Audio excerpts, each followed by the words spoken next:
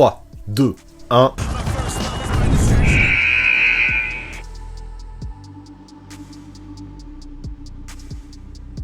Salut à tous et surtout meilleurs vœux, j'espère que cette année 2023 va vous apporter tout ce que vous souhaitez et qu'ensemble on va continuer à faire grandir cette chaîne, le 6ème homme, dont je suis très fier en grande partie grâce à vous et à tout le soutien que vous m'apportez. Mais bref, même si les vœux c'est cool, la bonne année c'est important, aujourd'hui vous n'êtes pas là pour ça, plutôt pour parler des meneurs de jeu en mode Crystal Ball.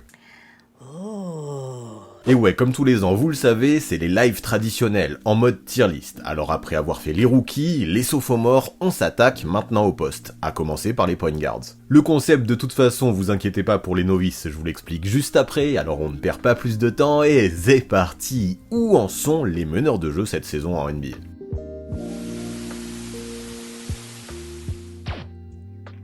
Allez, ce soir, on continue sur les tier list, et après avoir fait les rookies et les sophomores, on s'attaque au poste, à commencer par les meneurs, et wow, quand on regarde la liste, on se rend compte déjà qu'on a quelques grosses stars, et ça va envoyer du bois. De toute façon, vous pouvez déjà voir tous leurs têtes à tous là en bas, et sachez que ceux que j'ai sélectionnés, pour qu'il y ait des critères qui me permettent vraiment de les sélectionner, c'est ceux qui ont joué au moins 10 matchs cette saison, et qui passent au moins 28 minutes en moyenne sur le parquet, histoire qu'on ait un échantillon suffisant pour les évaluer. Parce que ouais, même si j'aurais peut-être aimé en parler d'encore plus de meneurs, il faut faire des choix, et au bout d'un moment, il faut faire un cut, et c'est pour ça que justement j'ai utilisé ces données chiffrées pour faire cette sélection, même si ça m'a fait de la peine de pas parler de certains.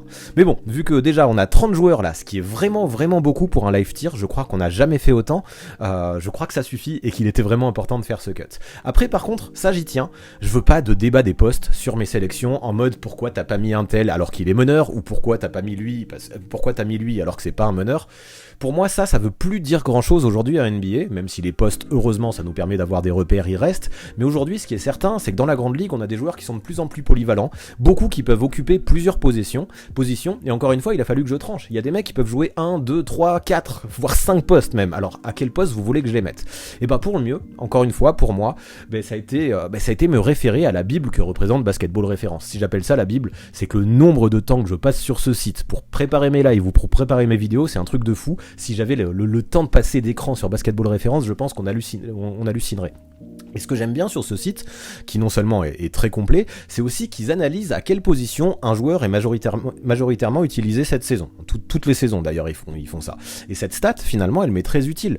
Donc oui, parce que les meneurs de jeu dont je parle aujourd'hui, c'est peut-être pas forcément des meneurs purs, mais c'est le poste qui représente la position à laquelle les gars, qui sont en bas tous, sont le plus utilisés cette saison. Et vu que justement notre analyse elle va pas se porter sur toute la carrière, mais juste sur la saison en cours, il y a rien d'autre qui me semblait plus cohérent. Si ces mecs-là sont majoritairement utilisés en meneur de jeu cette saison, je pense que il faut parler d'eux dans le live meneur, comme Basketball Référence l'a fait. D'ailleurs ici, pour ceux qui connaissent pas, vous le voyez sûrement de toute façon avec ce visuel, on va classer tous ces joueurs selon 5 échelons de niveau, et ces échelons vous pouvez d'ores et déjà les voir à gauche du visuel. Bon, les noms qui sont God, Crack, Average, pas terrible et Bench, vraiment dites-le, c'est plutôt des repères. Vous y fiez pas trop, l'essentiel c'est vraiment le numéro de l'étage. C'est vraiment pour avoir un repère qui va être polyvalent des rookies jusqu'au pivot, et forcément les gods rookies seront pas forcément les mêmes gods que les meneurs de jeu qui ont tous des expériences variées. Donc vraiment fiez-vous plus au numéro qu'au nom, et le nom c'est plus un petit repère un peu fun pour avoir cette référence.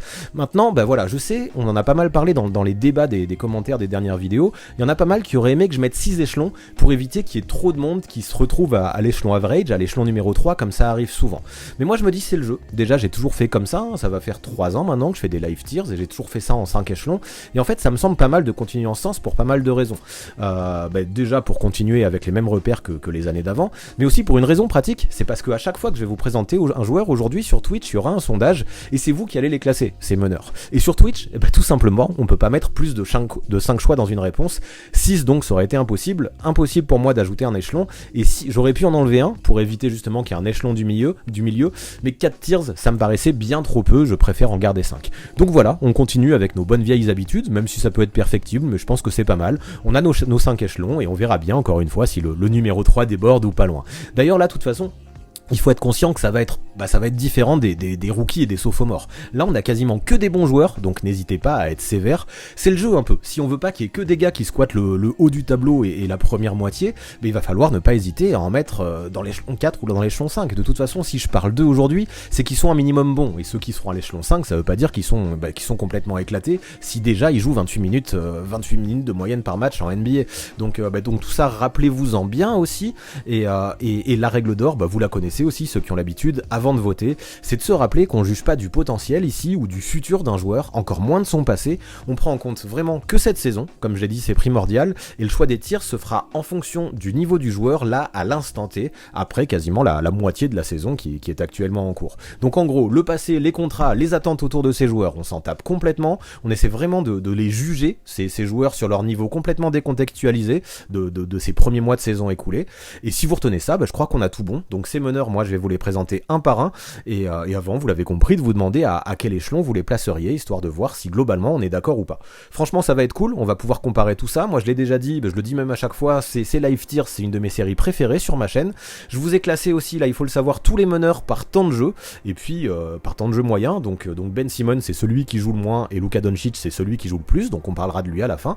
Et puis voilà, on va partir sur un gros format, comme je les aime, et dont j'ai hâte qu'on parle ensemble. On commence directement avec un très gros nom, qui a juste fait le cut, vu qu'il joue pile 28 minutes par match, Ben Simmons. On parle quand même d'un triple All-Star. Hein.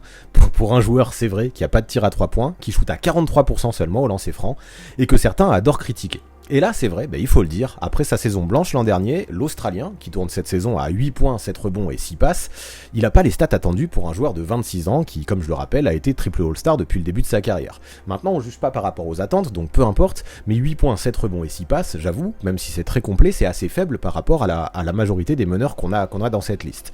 D'ailleurs, faut savoir que Basketball Référence le met meneur, et je peux comprendre, mais en vrai, c'est tout à fait le genre de joueur qui joue, le genre de mec qui joue positionless, sans position, qui peut aussi bien évoluer dans la raquette et jouer ailier fort que porter la balle. Et d'ailleurs, ça se voit, Steve Nash déjà en début de saison et encore plus Jack Vaughan l'utilise à toutes les sauces. Donc preuve encore que pour certains gars dans la NBA aujourd'hui, la notion de poste ne veut plus dire grand chose tant ça peut changer au fil des attaques, au fil des matchs et au fil des possessions en fait, au fil de plein de choses.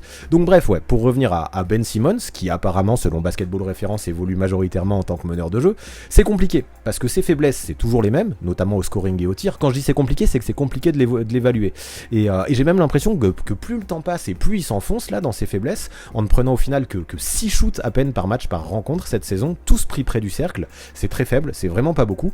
N'empêche qu'à côté de ça, moi je tiens à dire qu'il n'y a pas que le scoring dans ce sport, et ça reste un vrai joueur de basket, un mec ultra polyvalent, qui est super sérieux en défense, qui est capable de switcher partout, et qui surtout, après une période difficile mentalement, commence à retrouver le sourire dans une team des Nets qui n'en peut plus de gagner dernièrement. Et ce que j'apprécie à Brooklyn, c'est que Ben Simmons, on lui met pas la pression, des mecs pour mettre des points, il y en a, et on lui laisse jouer son jeu comme il l'entend, dans une espèce de rôle de facilitateur, avec une super vision de jeu et un gros QI basket. Donc, et une super défense aussi, j'ai failli oublier mais je l'ai déjà dit juste avant. Donc certes, oui, on pourrait en attendre plus de sa part, mais je le rappelle aujourd'hui dans le sondage, on va mettre ça de côté. Clairement, il a plus le statut dans l'All-Star, mais quand il est sur le terrain, son apport à Brooklyn est loin d'être inutile. Parmi les joueurs majeurs, il fait partie des meilleurs defensive ratings de l'équipe, mais aussi des meilleurs offensive ratings, ça parle quand même, ça veut dire qu'il a un net rating qui est plutôt important, et qui est plutôt hypant, enthousiasmant.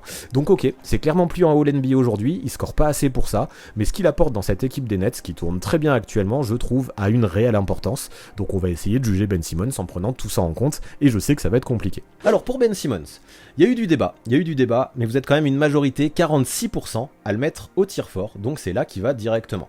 Vous étiez 37% à le voir plus haut au tier 3, et je comprends, moi j'aurais hésité entre ces deux échelons, 11% au tier 5, ça je trouve ça beaucoup trop sévère, et personne l'aurait mis au tier 1. 6% quand même l'aurait mis au tier 2, et ça je trouve ça bien trop. Moi vraiment, comme je disais, j'aurais hésité entre le 3 et le 4, il a vraiment un impact super important dans une équipe qui gagne actuellement, mais je trouve que c'est trop récent, et pour l'instant ses stats sont pas au rendez-vous. Alors je sais, les stats ne font pas tout, la défense c'est super important, et Ben Simmons a une très bonne défense, la polyvalence aussi, et Ben Simmons pèse dans beaucoup de secteurs, mais pour moi, que ce soit les stats ou le fait que ses bonnes perfs soient assez récentes, on se rappelle qu'il a vraiment galéré en début de saison, font que je l'aurais pas mis au tier 3 non plus. Alors bon, c'est vrai que pas terrible, c'est sévère pour Ben Simmons, quoique vis-à-vis des attentes, même si on n'en parle pas aujourd'hui, ça reste pas terrible si si on parle du global, hein, depuis le début de la saison.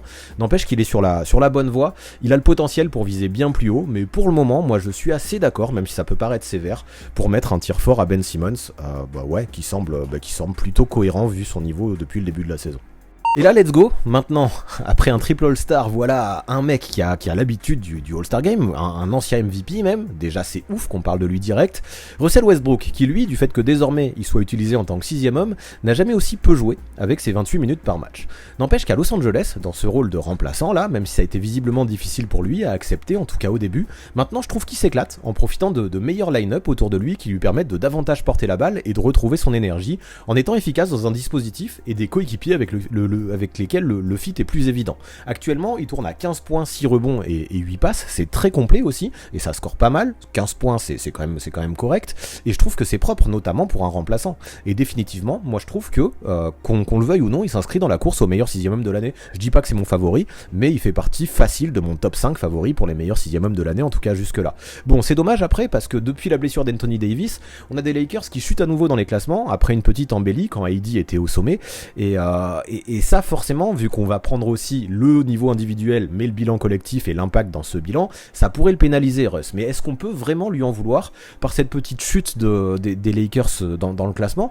Ben je sais pas, parce que lui en sortie de banc, moi je trouve qu'il fait ce qu'on attend de lui, et même si ses pourcentages de 40% au global et 29% à 3 points font clairement peur, ben c'est aussi son jeu. Même si évidemment sa sélection de tir pourrait être meilleure, ben c'est comme ça Russell Westbrook qui joue depuis très longtemps maintenant, et c'est aussi comme ça qu'il est efficace et qu'il apporte. C'est sur le terrain, il donne cette intensité en sortie de banc, cette volonté aussi qui lui permet de toujours remplir toutes les colonnes statistiques. Ça lui a même permis de nous livrer à nouveau des triples-doubles récemment. Il en a fait 3 depuis le début de la saison. C'est déjà un record égalé pour un remplaçant all-time qui codétient avec Detlef Schrempf de mémoire et qui sera probablement très vite dépassé parce qu'on n'en est même pas au milieu de la saison. Donc à mon avis très vite Russell Westbrook va devenir le joueur de toute l'histoire qui aura fait le plus de triple-double en une saison en sortie de banc. Tout ça c'est fort. Donc ouais, moi ça je tiens à mettre un peu de crédit là-dessus, de valeur à ça, parce que oui, Westbrook, quoi qu'on en dise, avec ses qualités mais aussi ses défauts qui sont toujours présents, mais ça reste une étincelle très précieuse pour ces Lakers dans son nouveau rôle. Ok pour Russell Westbrook. Et là encore une fois, ça a été très serré avec les mêmes hésitations pour Ben Simmons, avec une grande majorité des votes pour l'échelon 3 et l'échelon 4. Mais finalement, vous allez le mettre à côté de Ben Simmons, c'est l'échelon 3 qui gagne avec 42% de vos votes. 38% d'entre vous l'avaient mis au tier 3, 11% au tier 2, 7% au tier 5, 2% au tier 1. Bon, 2, 5 et 1, moi je les enlève complètement de la discussion. Vraiment, ça se jouait entre 3 et 5.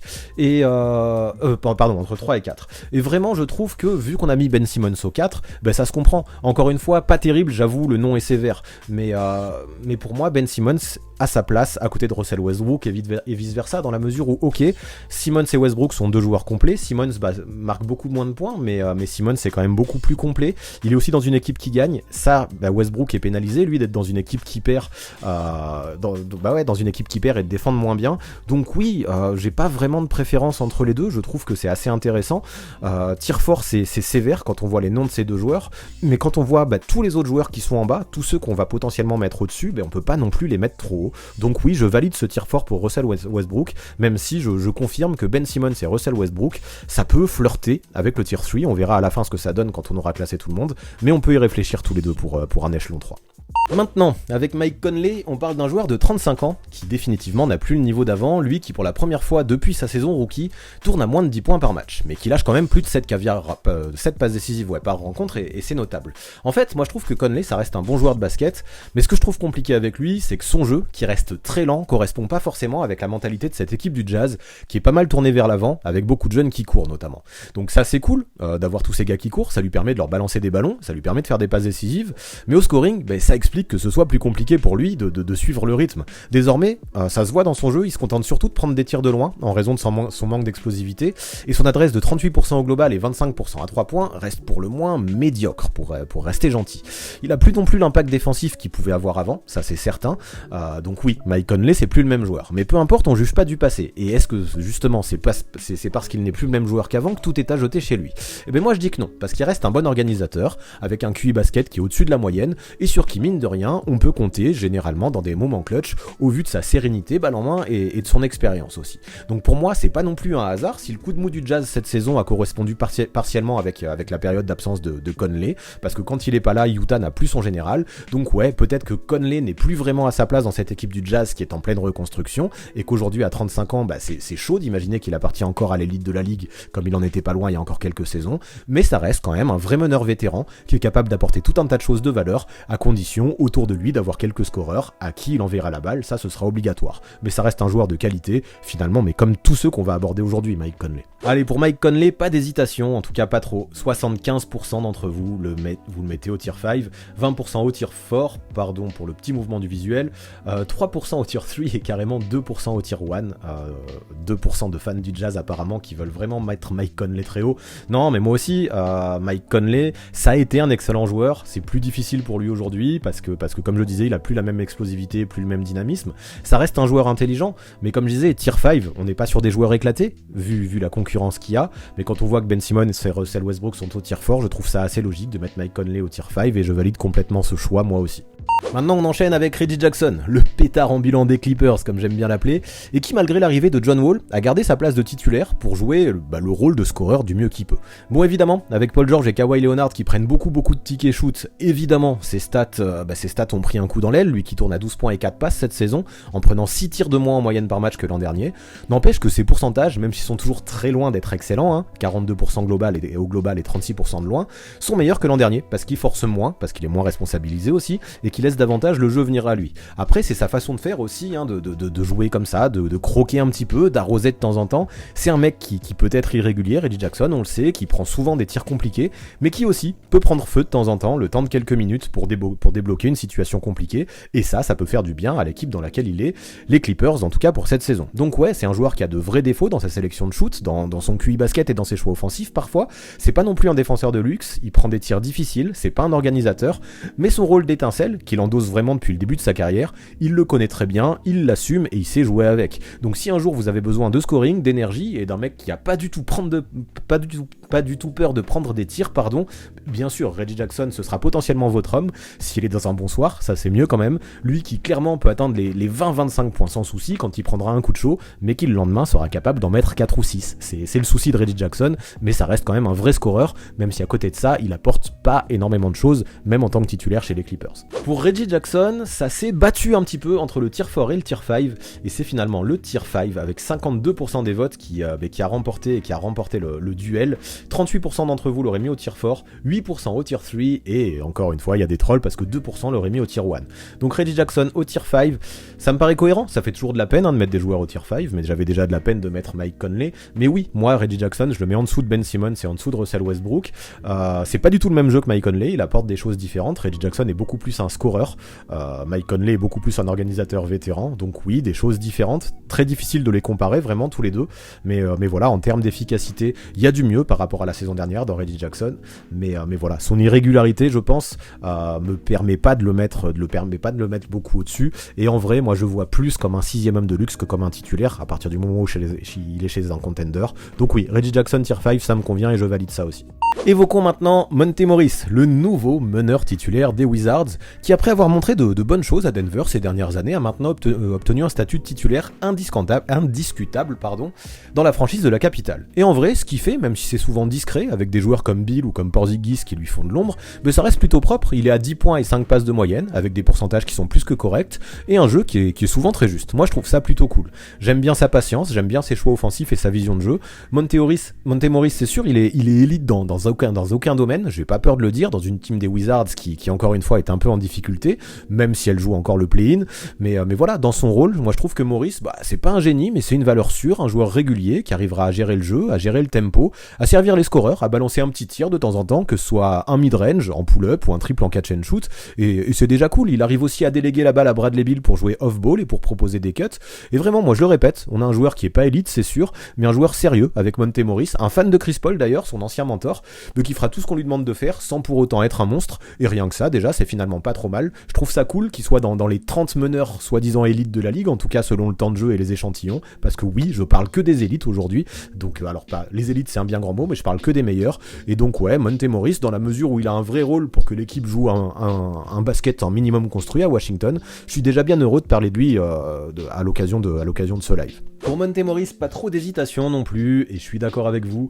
80% d'entre vous, vous le mettez dans le tier 5, et effectivement vous étiez 20% à le mettre dans le tier 4, pas d'autres votes, c'était que entre l'échelon 5 et l'échelon 4, et oui, comme je disais, un meneur sérieux, qui mérite déjà d'être dans les 30, et c'est déjà bien d'être dans les 30, mais qui n'est pas assez élite quelque part pour augmenter, même s'il sait à peu près tout faire, qu'il le fait bien, et que c'est un mec sérieux, un mec qui joue un basket propre et un basket construit, un meneur de jeu correct. Est-ce qu'il serait titulaire dans une équipe vraiment contender? Je suis pas sûr, donc oui, un tier 5, ça me semble très bien pour Monte Morris. Place à Bruce Brown maintenant, qui lui est arrivé à Denver, justement pour prendre la place de Monte Morris à la main, et jouer le rôle de backup de Jamal Murray dans son rôle de combo guard un peu, parce que Bruce Brown c'est pas un meneur pur, même si Mike Malone l'utilise bien au poste 1. Et ce qui se voit cette saison, c'est que justement, Mike Malone l'apprécie particulièrement, il le titularise de temps en temps, il lui donne près de 30 minutes par match, et je crois qu'il les mérite, ces 30 minutes, parce que Bruce Brown c'est un bosseur de l'ombre, un mec polyvalent qui fera tout plein de petites choses, et qui profite de son temps de jeu pour tourner à 11 points, 4 rebonds et 4 passes, avec des pourcentages excellent de 49% au global et 40% à 3 points. Je trouve ça juste, je trouve ça propre et je trouve que ça vaut le coup d'être mis en valeur. À la fois, c'est un mec qui peut organiser un minimum le jeu, même si c'est pas sa spécialité, la création, c'est pas non plus un expert, mais il peut aussi jouer off-ball et marquer des points grâce à des tirs dans le corner, des cuts, des transitions et profiter bien sûr de toutes les passes que peuvent faire des mecs comme Nikola Jokic et Jamal Murray.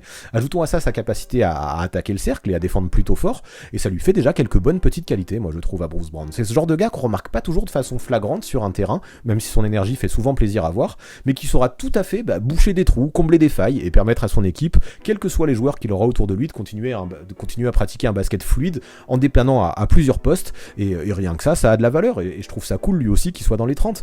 Moi je trouve que dans cette team de Denver, il fit parfaitement bien dans cette attaque où on essaye de faire beaucoup bouger le ballon, et que défensivement, le secteur où les Nuggets pêchent particulièrement cette saison, il essaye de donner le ton, d'impliquer un petit peu et de donner de l'énergie à ses coéquipiers, de faire les efforts pour montrer l'exemple, et c'est cool. Avec Bruce Brown, on a donc vraiment un mec qui sait tout faire, qui apporte de l'énergie, qui je pense est un coéquipier modèle, et qui peut faire du bien clairement partout où il passera.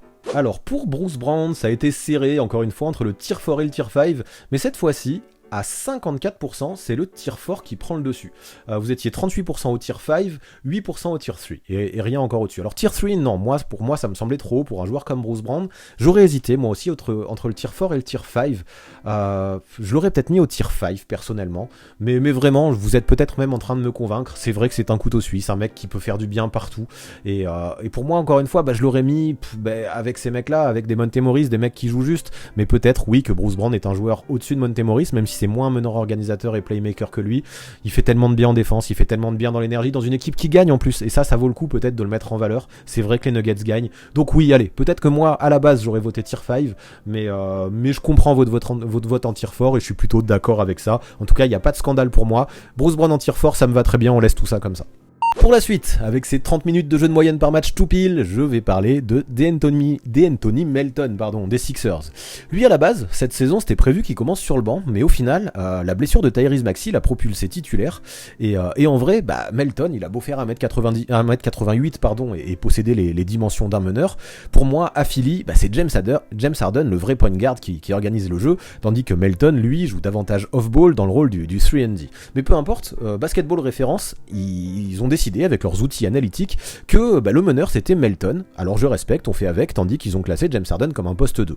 Et pourquoi pas, de toute façon, peu importe, on parlera de James Harden lors du prochain live. Et ce que j'apprécie pour revenir à Melton, c'est qu'il apporte beaucoup de choses dont les Sixers avaient besoin. Il a des stats qui sont propres, 12 points, 5 rebonds et 3 passes, pour un mec qui porte peu la balle, et j'aime beaucoup ce qu'il peut apporter, avec sa capacité justement, quand il a la balle, de l'apporter un minimum et de faire des choses utiles et intelligentes, mais ce que je kiffe encore plus, c'est comment il peut apporter des deux côtés du terrain et dans le jeu off-ball. Là, on en est même à se demander si avec le retour de Maxey, et d'ailleurs ça a été le cas pour son premier match face aux Pels, il vaudrait mieux pas laisser Melton dans le 5, au vu de tout ce qu'il peut apporter avec des joueurs comme Joel Embiid et James Harden, tandis que Maxey, lui, il jouerait le rôle de dynamiteur de génie en sortie de banc. Et ça, ce serait pas mal, parce que dans le 5, on a déjà beaucoup de scoreurs, ça manque peut-être un petit peu de scoring sur le banc, donc pourquoi pas mettre un gros scoreur comme Maxey sur le banc, vous le laissez à 30-35 minutes, moi ça me va, et vous le faites jouer les money time, Maxey, mais dans le 5, c'est peut-être beaucoup plus complémentaire, avec un mec qui va scorer moins, mais qui va faire toutes ces petites choses, comme DeAnthony Melton est capable de les faire, notamment en défense, parce que ouais, ça il faut qu'on en parle. Ce qu'il apporte défensivement, pour moi, Melton,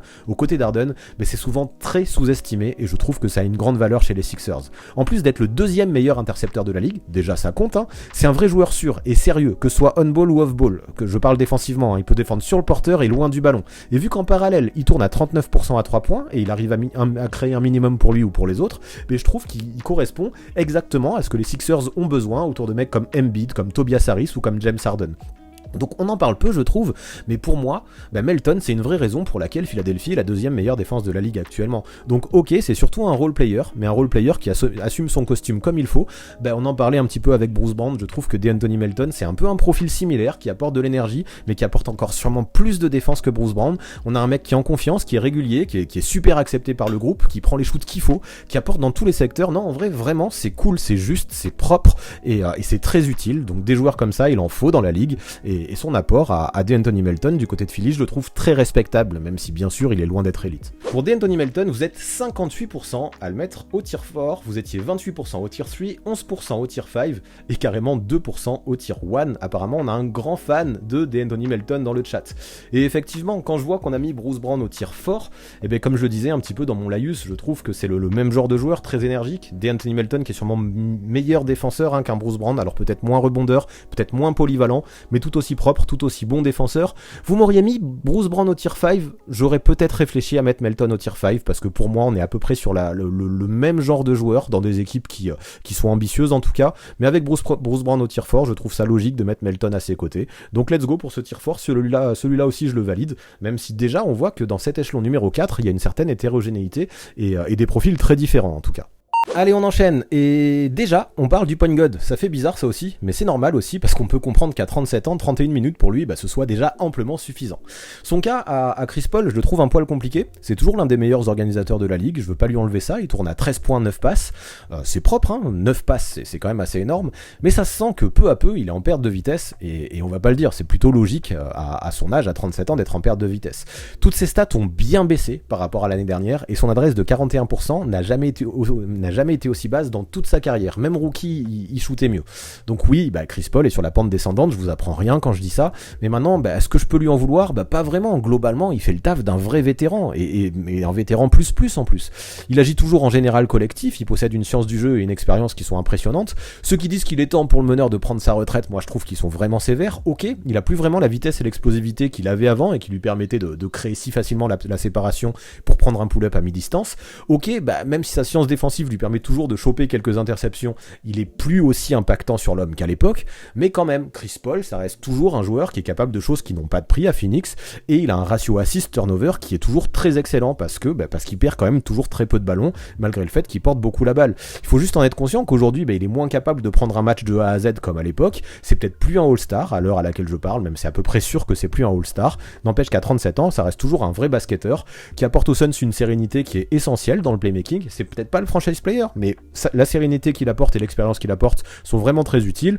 De plus, dernièrement, et ça je tiens à le préciser, même si ça fait pas assez longtemps que ça dure pour en faire une vérité, je le trouve un peu mieux, avec sa perf notamment à 28 points face aux Lakers. Donc maintenant, on va voir s'il peut capitaliser sur sa bonne forme, qui sera essentielle à Phoenix, avec la longue absence malheureusement prévue de Devin Booker. Il va falloir un gros Chris Paul, même si ça va être compliqué, à son âge, de prendre les rênes à lui tout seul de cette équipe. Alors pour Chris Paul, alors que je pensais que ça allait faire débat, il n'y a pas trop d'hésitation, et c'est le premier joueur qu'on va mettre au tier 3. Par contre, autant il n'y a pas trop de débat dans les votes, parce que vous êtes 73% à le mettre au tier 3, vous êtes 18% à le mettre au tier 2, 18% au tier 4, 4% au tier 2, 3% au tier 5 et 1% au tier 1. Lui, il a eu tous les échelons, mais vraiment, c'était le tier 3 et le tier 4 qui ont été les plus revendiqués, les plus plébiscités. Dans le chat, je vois des gens qui disent « il est nul », d'autres gens qui disent « si vous le mettez en dessous de tier 2, c'est un manque de respect ». Et alors moi, je suis pas du tout d'accord pour dire qu'il est nul. Par contre, je suis bien d'accord pour le mettre au tier 3. Tier 2, pour moi, il l'était encore, peut-être même qu'il était au tier 1 les années précédentes, mais toutes ces années d'avant, on les prend pas en compte aujourd'hui. Aujourd'hui, à 37 ans, pour moi, quand on voit tous les joueurs qui vont arriver, qui vont potentiellement être au tier 2, il est au-dessus de tous les joueurs dont on a parlé jusque-là, mais un tier 3, ça me semble mérité pour Chris Paul, qui est pas assez adroit, malheureusement, et qui arrive plus à être assez explosif pour mettre suffisamment de shoot et suffisamment de points. C'est un vrai général, un vrai tier 3 selon moi. Alors, average, encore une fois, le nom ne vous y fiez pas, parce que c'est très sévère pour Chris Paul, mais jusque-là, cet échelon me semble très cohérent.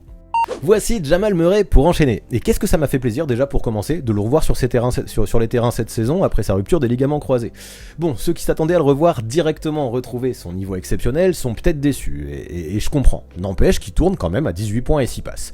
J'avoue d'ailleurs que quand j'entends parler des rumeurs de transfert à son propos, moi je comprends pas trop, parce qu'avec Jamal Murray, moi je prône surtout la patience. Son genou dernièrement lui a encore fait rater quelques matchs, et moi je pense qu'il faut lui laisser le temps de se remettre à 100% avant d'être beaucoup trop sévère avec lui. Surtout qu'en vrai, même si son irrégularité au scoring est critiquable, je trouve que de plus en plus la saison avance, plus il retrouve ses jambes, avec des perfs de plus en plus fréquentes au-dessus des 20, voire des 25 points même. Bon, après, il peut faire ça, et le lendemain passer à côté avec un vilain 2 sur 11 au tir par exemple, comme il l'a fait, mais moi ça me va, on va le laisser retrouver son rythme, monter peu à peu en puissance jusqu'au playoff, moment où clairement il aura son mot à dire et on pourra vraiment le juger. Et malheureusement, ici on juge pas sur le potentiel, mais clairement, moi ce que je vois quand même avec Jamal Murray et qui est rassurant, c'est que c'est un joueur qui est toujours aussi clutch, qui a été plusieurs fois clutch déjà cette saison, qui brille aussi par son esprit compétitif, même si physiquement il est pas encore au top, et donc voilà, aujourd'hui on va pas, je le répète, on va pas le juger quant aux espoirs qu'on a sur lui ou quant au futur qu'on attend en playoff, mais ça va, en vrai, regardez ses stats, il enchaîne quasiment jamais 2 mauvais matchs, il suffit de regarder les game logs sur ESPN ou Basketball Référence pour s'en rendre compte. En ce moment, on a des Nuggets qui trustent les sommets de la conférence Ouest. Aujourd'hui, ils peuvent décemment afficher un statut de contender, et même si le Canadien n'a peut-être pas encore retrouvé son niveau d'il y a 2 ans, il a clairement une responsabilité dans le basket de la gagne que pratique Denver, même si évidemment le leader c'est Nikola Jokic avant Murray, mais peu importe, il a quand même une vraie responsabilité. Donc moi ce que je noterai pour finir, c'est que malgré un Jokic qui est over-responsabilisé à la création, on a un Murray qui en carrière n'a jamais autant fait de passes décisives. C'est la preuve que son jeu change encore à 25 ans, que c'est un joueur qui mûrit encore, qui apprend aussi à jouer autrement, moins en percussion, mais peut-être plus en patience et plus en tant qu'organisateur, tant que son genou est pas forcément remis. Et donc voilà, même s'il a plus tout à fait le même dynamisme au scoring jusque-là cette saison, je trouve qu'il compense avec de réelles qualités dans l'organisation du jeu qui sont nouvelles, sans être élite en tout cas, c'est déjà mieux qu'avant. Et voilà, je tenais à le mettre en valeur parce que rien que ça c'est déjà pas mal concernant Jamal Murray. Pour Jamal Murray, encore une fois c'est assez clair, pas trop d'hésitation dans votre sondage, vous êtes 71% à le mettre à l'échelon numéro 3 aux côtés de Chris Paul, vous étiez 21% à le mettre plus bas, 6% à le mettre en 2 et 2% en 1, donc on va pas abuser.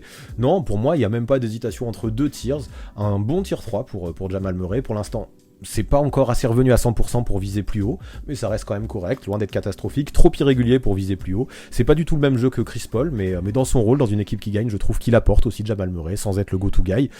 Ouais, j'aurais peut-être tendance à considérer Chris Paul un poil meilleur que Jamal Murray, si on juge que depuis le début de cette saison, mais c'est normal qu'il y ait un petit peu d'hétérogénéité dans les tiers, et pour moi, les deux ont une vraie place à l'échelon numéro 3. J'aime bien, pour l'instant, à quoi ressemble ce tableau, et que vous avez fait jusque-là. On passe maintenant au cas Tre Jones, qui contrairement au premier joueur qu'on a abordé jusque-là, ne joue pas vraiment lui dans une compétitive, contrairement justement à des mecs comme Chris Paul ou Jamal Murray qu'on a évoqué juste avant, même si ça va un peu plus mal en ce moment pour les Suns. Mais oui, Tre Jones, lui, il évolue aux Spurs, qui tout simplement ont l'un des 4 pires bilans de la ligue. Du coup, forcément, ça lui offre des responsabilités, des occasions pour se montrer, et c'est bien, et ça lui permet de tourner à des chiffres très corrects de 13 points et 6 passes de moyenne. J'aime bien son côté petit général sur le terrain, à seulement 23 ans, ça se sent qu'il a une certaine expérience déjà, ça se sent que son passage à la fac lui a fait du bien. C'est un mec qui joue juste, qui est patient, qui en fera jamais trop, et en plus de ça, malgré son 1m85, je trouve qu'il s'en sort pas trop mal en défense. Donc oui, en gros, il sait tout faire, et tout ce qu'on attend d'un bon petit meneur en tout cas. Donc ok, c'est pas un grand shooter extérieur, et ses 43% de réussite au global ne peuvent pas non plus nous permettre de le classer dans la catégorie des scoreurs. Cependant, j'aime bien, comme je disais, ce petit côté général. C'est un leader qui communique beaucoup, qui place ses gars, qui fait de son mieux aussi pour gérer le tempo des Spurs, c'est déjà pas mal. Donc ok, à ce jour, c'est loin d'être une star. Mais si de sa part, on n'attend pas trop de scoring, qu'on souhaite avant tout qu'il organise le jeu de façon sûre et intelligente, je pense qu'il pourrait avoir un minimum de temps de jeu, je dis pas titulaire, mais au moins un minimum de temps de jeu dans une équipe même plus ambitieuse. C'est un mec qui est régulier, qui tous les soirs pourra apporter des certitudes sur ce qu'il pourra apporter sur le terrain. Et donc ouais, si vous cherchez un meneur à l'ancienne avec un bon QI basket, qui pourra aussi bien briller sur demi-terrain qu'accélérer le jeu en transition, Tre Jones pourra être votre homme. Donc effectivement, il va pas faire partie des superstars du jour, mais je trouve que c'est déjà bien et ça monte son niveau, qu'il soit dans les 30 qu'on aborde aujourd'hui Tre Jones. Allez, pour Tre Jones, Pas trop d'hésitation, et moi aussi j'aurais été d'accord avec vous. Moi je crois en son potentiel, j'adore ce qui monte sur un terrain, de toute façon vous l'avez senti je pense dans ma description, mais pour l'instant c'est pas encore d'un niveau assez élevé dans une équipe qui gagne assez pour le mettre plus haut que le tier 5, même si j'y crois pour plus tard, et donc vous êtes 70% à être d'accord avec ça, vous étiez 28% à le voir un petit peu plus haut au tier 4, pour moi c'est encore un peu juste, mais ça viendra j'y crois, mais pour moi c'est encore un peu juste, et 2% au tier 3, là je trouve ça carrément trop élevé. Donc ouais, Trey Jones pour l'instant, très 5, mais attendons de voir par la suite, hâte d'en parler sûrement l'année prochaine, voir s'il a évolué quoi. Voici maintenant Jalen Brunson, meneur sur lequel les Knicks ont largement parié cet été pour organiser le jeu, mais surtout marquer des points, et qui pour le moment, moi je trouve, s'en sort pas mal du tout, en tournant à 20 points et quasi 7 passes dans une team de New York qui jusque-là arrive à maintenir un bilan équilibré, et qui nous a livré une superbe série de wins dernièrement, donc GG à lui, GG aux Knicks pour ça. Sa principale qualité à Brunson, on la connaît, c'est le scoring, mais cette saison, en étant davantage responsabilisé à l'organisation, il m'impressionne aussi un peu plus dans sa gestion de jeu, en sortant des ISO dans lesquels il s'enfonçait parfois un peu trop à Dallas. Donc non, je vais pas dire que c'est déjà un meneur organisateur de ouf, un playmaker d'élite, mais il s'en sort un petit peu mieux que ce que j'imaginais quand oui, moi je le voyais beaucoup jouer en 1 contre 1 avant, et ça me posait des questions dans le jeu des Knicks. Mais bref, en vrai, moi je trouve que finalement, il correspond tout à fait au genre de gars qu'apprécie Tom Thibodeau. Ok, c'est pas un défenseur d'élite non plus, mais ça reste un joueur sérieux, qui restera concentré, focus, du début à la fin d'un match, qui jouera avec dureté aussi, et qui fera son max pour faire ce qu'on attend de sa part, et ça mérite d'être mis en valeur. Dans cette équipe de New York qui était partie à la dérive complètement l'année dernière, après une bonne saison la saison précédente, mais moi j'ai l'impression que Brunson, en plus d'apporter son scoring et ses qualités, il apporte aussi son éthique de travail, il apporte sa volonté, il apporte ses dispositions mentales aussi, pour montrer l'exemple et tenter de choper un maximum de wins. Et pour l'instant, sans dire que ça marche à 100%, ça marche au moins un minimum. Quand on a des Barrett ou des Randle parfois qui avaient tendance à oublier le collectif, à jouer un petit peu pour eux, et bien on a un Brunson, lui, qui est toujours focus sur l'idée de faire la bonne action en équipe, et je trouve ça intéressant. Il a des pourcentages de 46% au global, de 37% à 3 points, j'aime comme il joue propre globalement, et même si parfois, c'est sûr, il peut souffrir d'un certain manque de constance, on sait pas trop s'il va en marquer 25 ou s'il va en marquer 10 des points, j'apprécie aussi comment il peut exploser, comme il l'a fait fin novembre avec 3 matchs de suite à 30 points ou plus, et ça a fait du bien aux New-Yorkais. Donc oui, Brunson ce sera peut-être jamais une superstar, je vous l'accorde, même si je trouve qu'il a encore un vrai potentiel, n'empêche que chez ces Knicks, je trouve qu'il apporte tout plein de choses qui manquaient avant son arrivée, et donc ouais, peut-être qu'il sera jamais une superstar, mais All-Star un jour, qui sait, why not. Ok, pour Jalen Brunson, ça a été très serré, vraiment, ça s'est battu jusqu'au bout, entre le tier 2 et le tier 3, mais finalement, à 53%, et on a vu une grosse remontée à la fin des votants pour le tier 3, donc c'est 53% pour le tier 3, 45% au tier 2 et 2% au tier 4. Bon, le tier 4, ça me semble pas trop envisageable pour Brunson, et je comprends les hésitations entre le tier 2 et le tier 3, parce que personnellement, je pense que oui, je l'aurais mis sur ce début de saison, devant Chris Paul et devant Jamal Murray. Maintenant, quand je vois tous les joueurs dont il faut qu'on parle, tier 2, j'ai un petit peu en tête déjà les joueurs que je veux mettre au tier 2, et Brunson je le pense en dessous, donc ouais, peut-être qu'il fera partie des meilleurs joueurs de ce tier 3, mais moi perso, pareil que vous, je l'aurais mis plutôt, en tout cas je suis plutôt d'accord avec les 53% qui ont voté tier 3, peut-être le meilleur du tier 3, vraiment, mais ouais, vraiment, quand je vois tous les autres, j'ai pas envie que le tier 2 soit blindé jusqu'au bout, donc un tier 3 pour Jalen Brunson, ça me paraît déjà bien, et vraiment pas forcément loin du tier 2 en vrai. Maintenant, place à De'Aaron Fox, qui cette saison, aux côtés de Domantas Sabonis, fait de grandes choses à Sacramento, en tournant à 24 points et 6 passes, dans une équipe qui jusque-là est largement en course pour les playoffs. Il joue bien mieux que ce que beaucoup imaginaient, moi y compris.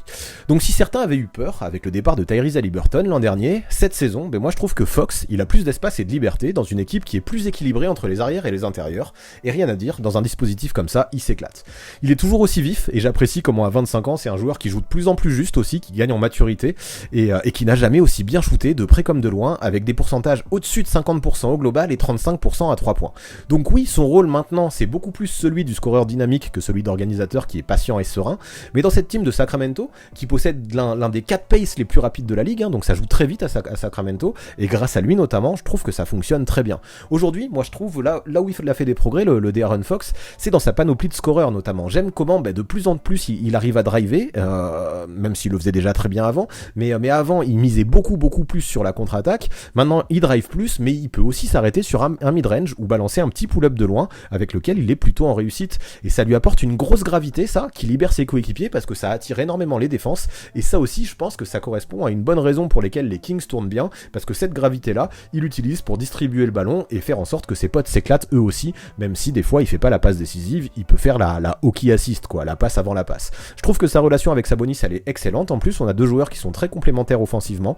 Ça apporte des wins. Alors ok, même si Fox c'est toujours pas le meilleur défenseur du monde, je lui donne quand même beaucoup de crédit par rapport à ce qu'il fait en tant que leader, en tout cas à l'organisation de Sacramento. Peut-être pas dans les stats, hein. Le vrai leader et le vrai franchise player c'est Sabonis, mais celui qui organise le jeu et qui donne ce rythme et qui permet aussi à Sabonis de jouer en partie, c'est De'Aaron Fox, et qui même, oui, s'il a déjà plus scoré de points en carrière il y a 2 ans, et il faisait plus de passes aussi, finalement pour moi il a plus d'impact qu'il y a 2 ans, parce qu'il me surprend dans le bon sens en jouant un basket qui pour moi est beaucoup plus tourné vers la win que ce qu'il faisait il y a 2 ans, avec des joueurs autour desquels il fit beaucoup mieux et avec lesquels tout simplement il prend énormément de plaisir, et ça se voit quand on regarde Sacramento jouer, et je trouve que c'est plutôt kiffant. Autant dans le chat ça débat, et il y en a pas mal qui parlent du tier 3, mais ce qu'on voit c'est que dans les votes c'est du tier 2 à 77%, donc c'est vraiment du tier 2 dans les votes, et 23% au tier 3, donc là c'est bien, il a eu des votes que dans ces 2 étages, donc ça montre qu'il n'y a pas beaucoup d'hésitation et on a une idée globale de son range, mais moi oui je l'aurais mis tier 2, car sur ce début de saison, dans une équipe qui gagne globalement en plus, mais je le trouve plus scoreur que n'importe qui au tier 3, et au moins autant organisateur que Jamal Murray et Jalen Brunson, et surtout en beaucoup plus régulier dans une équipe performante. Donc ouais pour moi ça y est, on commence à remplir le tier 2, et De'Aaron Fox le mérite, ce tier 2, et je suis bien content de le mettre là pour récompenser ce bon début de saison de Sacramento, pour lequel Domantas Sabonis a une vraie part de responsabilité bien évidemment, mais sans De'Aaron Fox en tout cas ça marcherait pas aussi bien, j'en suis persuadé, et donc gros big up à son début de saison, tier 2 je valide totalement. On enchaîne maintenant avec l'un de vos chouchous, Ja Morant, qui après avoir été élu MIP la saison dernière, continue à faire kiffer pas mal de monde en scorant quasiment autant que l'an dernier, mais surtout en délivrant plus de caviar que jamais, lui qui jusque-là cette saison tourne à 27 points et 8 passes de moyenne dans une team qui se bat pour la première place de la conférence Ouest. Son jeu on le connaît, c'est un meneur avec des qualités athlétiques complètement hors normes, qui accède à la peinture sans souci, qui est clutch et qui par son énergie et son leadership pour attirer toute sa team vers le haut. L'année dernière, certains haters disaient oui mais Memphis c'est un collectif et ça gagne pas sans Ja Morant, et ça gagne quand même sans Ja Morant. Cette saison ça s'est vu, les rares matchs sans Ja Morant ça jouait plus du tout pareil, et au moins ça fait plaisir, tous ces discours là que je trouvais un petit peu simplistes on les entend plus. Donc maintenant voilà, si j'avais un petit bémol à mettre sur cette première saison de Ja Morant, ce serait pas ça concernerait beaucoup plus ses pourcentages. Ça a baissé un petit peu par rapport à la saison passée.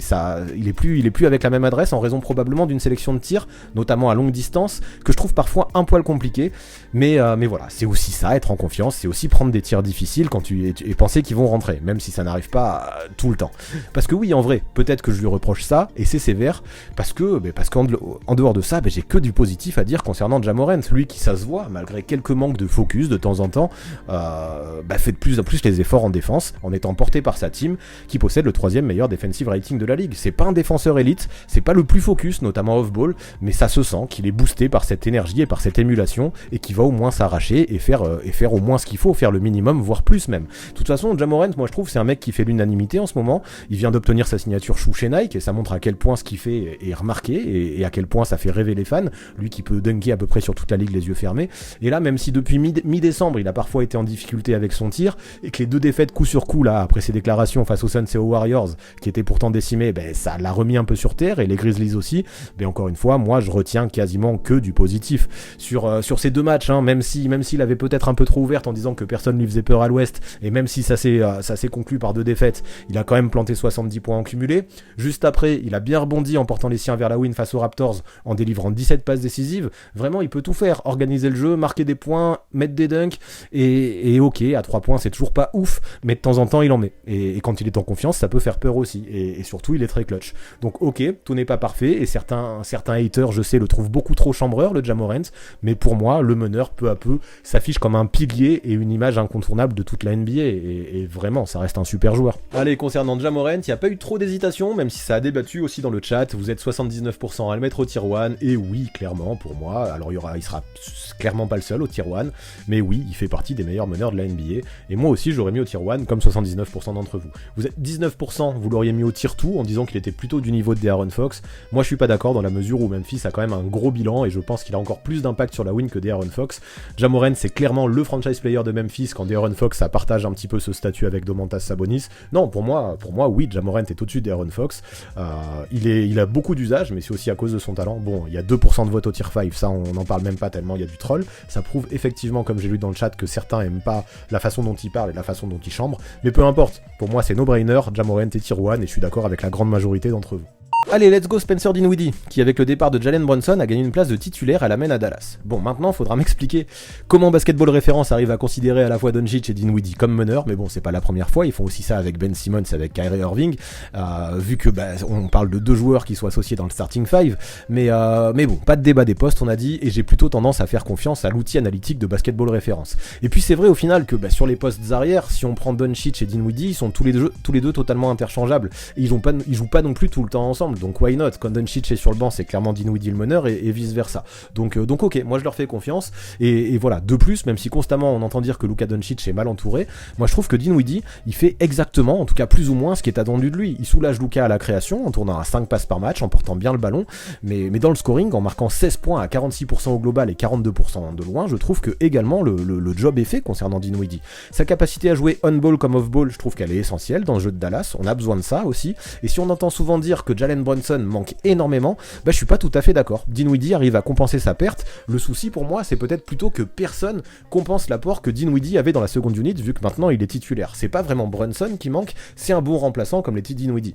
Donc avant d'arriver à Dallas, moi je trouve qu'on avait un Dinwiddie qui avait beaucoup besoin du ballon pour briller, et aujourd'hui ça a bien changé, il a réussi à s'adapter, c'est devenu un spécialiste du catch and shoot, il s'est bien adapté au jeu de Luka aussi, et souvent en fait, en tout cas je trouve que c'est de plus en plus le cas, il arrive à prendre les bonnes décisions. Alors je dis pas que c'est constant, mais en tout cas beaucoup plus qu'avant, alors que c'était un petit problème, je trouve, la prise de décision par le passé. Ajoutons à ça que c'est un mec qui peut être clutch, qui défend de façon plutôt correcte, qui peut gérer le jeu en transition aussi, et voilà, pour un meneur de jeu, des qualités avec Dinwiddie, on en a déjà pas mal, je trouve.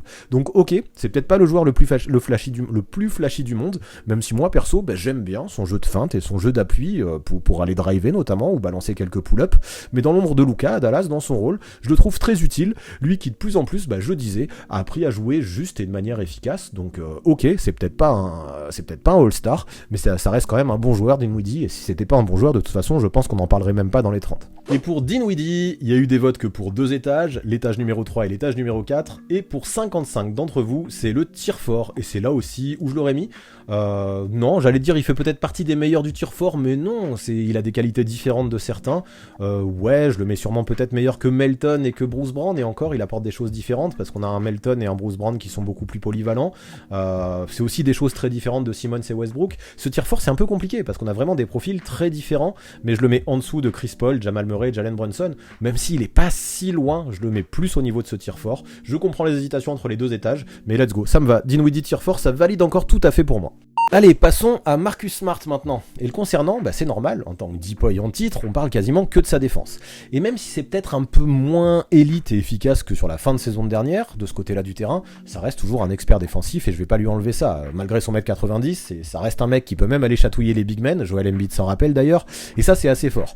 Mais pour moi, même si j'adore sa défense, je trouve qu'on a un aspect du jeu qu'on met bien trop souvent de côté concernant Smart, c'est son playmaking. Le mec en début de carrière, il pouvait pas jouer meneur, on le décalait au poste 2 en raison de failles flagrantes dans l'organisation du jeu, dans ses choix offensifs et dans le QI basket, mais ça c'était avant. Aujourd'hui, c'est un mec qui tourne à plus de 11 points et plus de 7 passes, qui est super régulier pour servir ses potes, en alternant le jeu extérieur et intérieur, qui sert très bien Brown et Tatum, et désormais de plus en plus souvent, il passe la barre des 10 caviars, et il a même fait une pointe à 15 cette saison, et c'est assez énorme. Si vous m'aviez dit il y a quelques saisons, Marcus Smart, il va faire 15 passes décisives dans un match, je vous aurais à peine cru. Donc désormais, avec Smart, on a un vrai two-way player, qui trouve ses potes sur des cuts ou en transition, et qui même si c'est pas non plus un spécialiste du shoot ou du scoring, malgré quelques flashs dans les quatrièmes cartons qui peuvent faire du bien parfois, même si c'est régulier, apportera de plein de façons en attaque et saura faire toutes ces petites choses qui peuvent faire gagner des matchs en remplissant au moins un minimum toutes les colonnes statistiques. C'est juste un guerrier, de façon on le connaît, le Marcus, c'est un mec qui communique beaucoup, qui est un leader, qui a construit une forte relation avec Brown et Tatum, qui est aussi le cœur et l'âme de cette équipe de Boston, une team qui possède le meilleur bilan de la ligue, donc évidemment que ça mérite d'être mis un minimum en valeur. J'ai fait exprès pas trop parler de sa défense, parce que sa défense, on la connaît, elle est excellente, mais voilà, je tenais vraiment à mettre en valeur le playmaking et les gros progrès qu'il a fait dans l'organisation du jeu, et qui à mon avis apporte beaucoup de choses dans la bonne saison des Celtics. Et pour Marcus Smart, pas trop d'hésitation, et moi aussi je l'aurais mis là. 70% d'entre vous, vous le mettez au tier 3, alors je sais, il y en a certains qui en parlent au tier 2, je trouve ça un poil léger au scoring, et peut-être un peu un poil trop inefficace au shoot, même si effectivement il apporte dans tous les autres secteurs du jeu et qu'il a fait des progrès. C'est un super défenseur aussi, mais quand je vois, on a du Chris Paul, du Jamal Murray, du Jalen Brunson au tier 3, Marcus Smart fait peut-être partie des meilleurs de ce tier 3, et encore ça se discute vraiment. Non, pour moi il est à son niveau, il est à sa place là, à cet échelon numéro 3, comme vous êtes 70% à le penser. 22% d'entre vous l'auraient mis plus haut pour la grosse saison de Boston, et je peux le comprendre aussi, mais pour moi ça reste peut-être un poil trop limité quand je vois les énormes joueurs qu'on va mettre sur les 2 premiers spots. Donc oui, Marcus Smart un très bon joueur, de toute façon au tier 3 on a beaucoup de bons joueurs, et il est à sa place, même si 8% d'entre vous quand même, c'est-à-dire 4 votes quand même, 8%, le voyaient au tier 1, et là je me dis qu'on doit avoir quelques fans des Celtics qui sont dans l'abus concernant Smart, même si on l'aime beaucoup. Allez, maintenant Cade Cunningham, même si on le reverra pas sur un terrain cette saison, faut qu'on parle de lui. Il vient de se faire opérer d'une fracture de fatigue au tibia, et il reviendra pas malheureusement. Et ça c'est triste, même si bien sûr ça offre des opportunités à Killian Hayes. Donc Cade, il est un petit peu compliqué à évaluer je trouve, parce qu'on le reverra pas, et parce que finalement l'échantillon cette saison est faible, et ça se sentait qu'avant de se blesser, c'était un joueur qui était en train de monter en puissance, et de s'adapter un petit peu à Jaden Ivey pour retrouver son niveau de fin de saison dernière. Malheureusement ce niveau il l'avait pas encore. Donc moi j'ai plus trop de doutes le concernant, il a tout pour être un franchise player dans le futur à Détroit, même si ça ne gagne pas beaucoup, et sauf que là on juge pas du futur, donc maintenant oui c'est le franchise player, en tout cas c'était le franchise player d'une équipe qui perd, mais est-ce que ça suffit? Donc moi je me dis ok, il a des pourcentages au tir qui sont toujours compliqués, 41% au global, 28% de loin, en tout cas c'était le cas cette saison, mais en parallèle j'aime comment il peut prendre le contrôle du jeu, comment il peut utiliser sa bonne taille pour distribuer des ballons, pour attaquer le cercle aussi, et pour prendre des shoots dans toutes les zones, aux 3 niveaux, même si clairement sa sélection reste beaucoup encore à polir. Après voilà, je me dis tourner à 20 points, 6 rebonds et 6 passes, quels que soient les pourcentages, et quand tu défends un peu, en plus comme c'est le cas de Cade Cunningham, c'est quand même pas donné à tout le monde, surtout quand en parallèle c'est ce que je dis, quand en parallèle t'apportes vraiment dans tous les secteurs, que tu défends un minimum, que tu peux switcher, et ouais c'est déjà cool, même si bien sûr il est jeune, il fait encore des erreurs d'attention, des erreurs de focus, off-ball il a des progrès à faire, tout ça c'est à prendre en compte, n'empêche que de plus en plus, moi j'appréciais comment on avait un Cade Cunningham qui arrivait à trouver un petit peu plus de réussite dans son jeu, en utilisant de mieux en mieux le mid-range par exemple, et comment dans l'attitude également il se comportait de plus en plus en leader dans cette équipe assez jeune de Détroit. Donc tout ça c'est à mettre dans son CV je pense, et dans ses progrès accomplis, mais malheureusement on pourra pas voir si ça se confirme, on va pas pouvoir voir si c'est quelque chose qui peut se vérifier sur la durée, parce que ça va être triste, mais là il va nous falloir attendre de longs mois pour le revoir sur un terrain de basket, le Cade Cunningham. Pour Cade Cunningham, ça a beaucoup fait débat dans le chat, et effectivement c'est un joueur comme je disais très dur à évaluer, parce qu'il a joué que 12 matchs cette saison. Donc moi je vous le dis tout de suite, il est au tier 4 avec 57% des votes au tier 4, vous étiez 41 à le mettre au-dessus et 2% au tier 5. Alors au tier 5 ça me semble un peu sévère, moi je comprends qu'il soit, oui, l'échantillon est faible, c'est vraiment difficile d'être objectif le concernant, mais quand je vois un petit peu ce qui a été fait, quand je vois qu'il y a du Ben Simmons et du Russell Westbrook au tier 4, je me dis que c'est vraiment pas le disrespecter que de le mettre à ce niveau-là, le Cade Cunningham. C'est juste que cette saison, alors qu'il était en train de retrouver son rythme, pour l'instant il a pas non plus montré ce qu'il était capable de faire en fin de saison dernière, il est dans une équipe qui perd beaucoup, où il est surutilisé, donc ok, il score, il est complet, il se comporte de plus en plus en leader, et c'est tout à son honneur, mais pour moi, surtout dans une équipe qui jouait les bas de tableau, et même quand Cade Cunningham était là, Détroit perdait beaucoup, c'est dur de le mettre plus haut, en tout cas au niveau de joueurs comme Chris Paul, Jamal Murray, Jalen Brunson et Marcus Smart. Donc oui, moi, Cunningham tire fort, même si je sais que ça fait débat, et même si dans le potentiel, il a la capacité d'aller plus haut, je le rappelle, on juge pas de ça aujourd'hui, et tire fort, je valide ça encore une fois pour Cade Cunningham, et pour l'instant globalement on est vraiment en accord, et c'est assez rare pour le souligner. Voici maintenant D'Angelo Russell qui depuis son départ des Nets peine à retrouver le statut qu'il avait à Brooklyn avec Kenny Atkinson à l'époque. Pourtant statistiquement c'est plutôt propre, il a 17 points 6 passes, il tourne à 46% au tir, 36% de loin, il n'y a rien à dire de bien mauvais si on regarde que les chiffres. Ok, il score moins, il fait moins de passes que l'an dernier c'est sûr, mais en parallèle j'ai l'impression qu'il force un peu moins et il laisse un petit peu plus le jeu venir à lui, même si pour le moment, et c'est ce qui m'embête le plus, l'impact sur les résultats des Timberwolves est assez mineur. Maintenant faut le dire, obligé, et je pense que c'est là-dessus que je suis obligé de le tacler, D'Angelo Russell, c'est sa défense qui est pas loin d'être inexistante, un peu comme son équipe de Minnesota. Je trouve que D'Lo, son souci c'est qu'il connaît vraiment des hauts et des bas. Il peut faire des matchs à 30 points, d'autres à 10-12 passes, mais avec lui on sait jamais à quoi s'attendre, lui qui parfois peut être complètement invisible dans le jeu et qui semble, je trouve, encore peiner un petit peu à trouver un rôle constant à côté d'un gros scoreur créateur comme peut l'être Anthony Edwards. Après bien sûr il a de vraies qualités de basketteur, c'est un vrai créateur qui peut jouer le pick and roll de façon très correcte, même plutôt bien, Il est offensivement, ça se sent, hein, qu'il a de vrais skills, balle en main, un bon handle, une bonne vision de jeu, d'autant plus maintenant qu'il sélectionne un poil mieux ses tirs, tout ça c'est cool. En vrai, moi je trouve en plus qu'on sous-estime beaucoup son talent à la passe, de grosse qualité. Mais le problème, c'est que ce jeu-là, il implique aussi pas mal de déchets en parallèle en raison d'une prise de décision qui pose parfois question, même si là encore je trouve que ça va un poil mieux cette saison. Mais voilà, globalement il faut le dire, avec Dilo on a un défenseur qui est médiocre, un attaquant super talentueux, mais un défenseur qui fait pas grand chose de ce côté-là du terrain, un mec qui est régulier au scoring quand il est entouré par d'autres bons joueurs, mais qui reste un bon playmaker. Donc à chaque fois que je dis quelque chose de bien, je suis obligé de dire quelque chose de négatif et vice versa, ça complique les choses. N'empêche que il arrive au moins, si je veux dire quelque chose de positif, à mieux placer le curseur, je trouve, offensivement en tout cas, entre création pour lui et pour les autres. Là-dessus il s'en sort pas si mal. Son vrai souci à mon défense, c'est son manque total d'envie et de performance en défense. Vraiment pas facile de le juger, je trouve, même si je dois pas le cacher, j'ai un peu moins envie d'être sévère avec lui qu'à une époque, vu sa vision de jeu et son talent à la passe qui pour moi sont sous-estimés, même s'il est pas encore un playmaker d'élite. Allez, pour D'Angelo Russell, encore une fois, je suis d'accord avec vous et ça part en tir fort comme le pensent 64% d'entre vous. 21% d'entre vous le mettez au-dessus. Pour moi la défense c'est trop catastrophique pour le mettre au tier 3. Bon, il y en avait 8% qui le mettaient au tier 1, ça je suis pas d'accord. 8% au tier 5, je suis pas d'accord non plus. Ça reste quand même un vrai titulaire à part entière, hein, D'Angelo Russell. Non, moi ce que je lui reproche, c'est son manque de défense et son absence d'impact régulier sur la win. Il a besoin de plus de régularité offensive. Donc oui, un bon passeur, un bon playmaker qui force de moins en moins, comme je disais, mais qui doit gagner en régularité et surtout s'investir en défense pour viser plus haut que le tir fort. En vrai, moi j'ai pas trop hésité quand je vois les joueurs qui sont déjà classés. Russell en tir fort, ça me semble être à peu près une évidence, même si je vois beaucoup d'hétérogénéité dans les profils des joueurs qui composent cet échelon numéro 4. Avec Tyrese Haliburton maintenant, voici l'un des nouveaux chouchous des fans, et je le vois direct dans le chat parce qu'on n'a même pas encore commencé à parler de lui que ça s'enflamme. Et donc c'est pour ça, moi, je suis peut-être un peu sévère, mais j'ai l'impression que parfois on en fait un poil trop le concernant. Mais je comprends, parce que il surprend tout le monde, et ce qu'il montre à Indiana c'est excellent, et en plus de ça, Indiana gagne pas mal de matchs.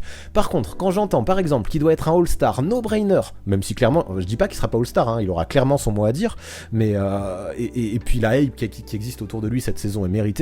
Mais je pense que avant de dire qu'il doit être un All-Star no-brainer, quand j'entends dire presque des fois qu'il doit être titulaire, je me dis doucement, peut-être qu'il sera All-Star, mais au vu de la concurrence, c'est pas non plus si évident, même si ça me ferait vraiment plaisir de le voir. Je trouve j'ai essayé de réfléchir à mes All-Stars. Haliburton, il peut faire le cut, mais j'ai des hésitations, et je pense que pour ce All-Star Game, il faudra forcément faire des choix difficiles, et Tyrese Haliburton fera potentiellement partie de ces choix difficiles, malgré tout le bien que je pense de lui. Parce que là, par exemple, il faut le noter, vu que James Harden n'a pas joué assez de matchs pour être classé aux passes décisives, c'est le meilleur passeur de la NBA actuellement. Et j'avoue que rien que pour ça, il mérite qu'on s'enthousiasme à son propos. Donc bon, bientôt il passera deuxième, parce que Harden il lui manque que quelques matchs, et il tourne quasiment à une place de plus que Haliburton. Mais en attendant, officiellement, aujourd'hui en tout cas, Haliburton c'est le meilleur passeur, et bravo à lui. Et puis voilà, j'avoue, moi je comprends que vous enflammiez, quel talent. Non seulement il tourne à 21 points, 10 passes, c'est propre, il shoot avec des pourcentages qui sont excellentissimes, 48% au global, 41% de loin, avec un très gros volume de loin en plus, c'est assez hallucinant. Donc oui, moi j'ai pas peur de dire que c'est un meneur qui a tout ce qu'il faut, et quand je le vois jouer, je me régale, c'est le genre de mec que j'adore. Il a un QI basket de fou, une vision de jeu qui est super développée, il a des choix offensifs qui sont souvent très très bons aussi, j'aime beaucoup, et sa capacité à créer son shoot est de plus en plus impressionnante. Lui qui à l'époque de Sacramento, même s'il savait faire les deux, avait tendance à briller un petit peu plus off-ball. Aujourd'hui il porte énormément la balle et il s'en sort très bien. Dernièrement il a complètement explosé avec ses 43 points à Miami, et le rôle de go-to guy qu'il est en train d'assumer dans une équipe d'Indiana qui actuellement est définitivement en course pour les playoffs, ça fait plaisir à voir. Quand je vois que le mec est capable de planter 10 shoots de loin en un match, tout ça c'était encore face à Miami, qu'il organise le jeu comme un expert tout en étant super clutch aussi, très souvent il a été excellent dans le dernier quart-temps, de voir aussi qu'il est suffisamment athlétique pour aller au cercle, oui j'adore ce que je vois avec Tyrese Haliburton. Maintenant, encore une fois, je vais me faire l'avocat du diable parce que j'aime pas quand tout est tout blanc ou tout est tout noir. Moi si j'ai un mini doute, c'est que je me demande s'il est déjà un vrai franchise player actuellement, en tout cas dans une équipe qui va viser haut. Dans une équipe qui vise les playoffs, ok, mais dans une équipe qui va viser très haut, est-ce que tout de suite ça peut être le franchise player?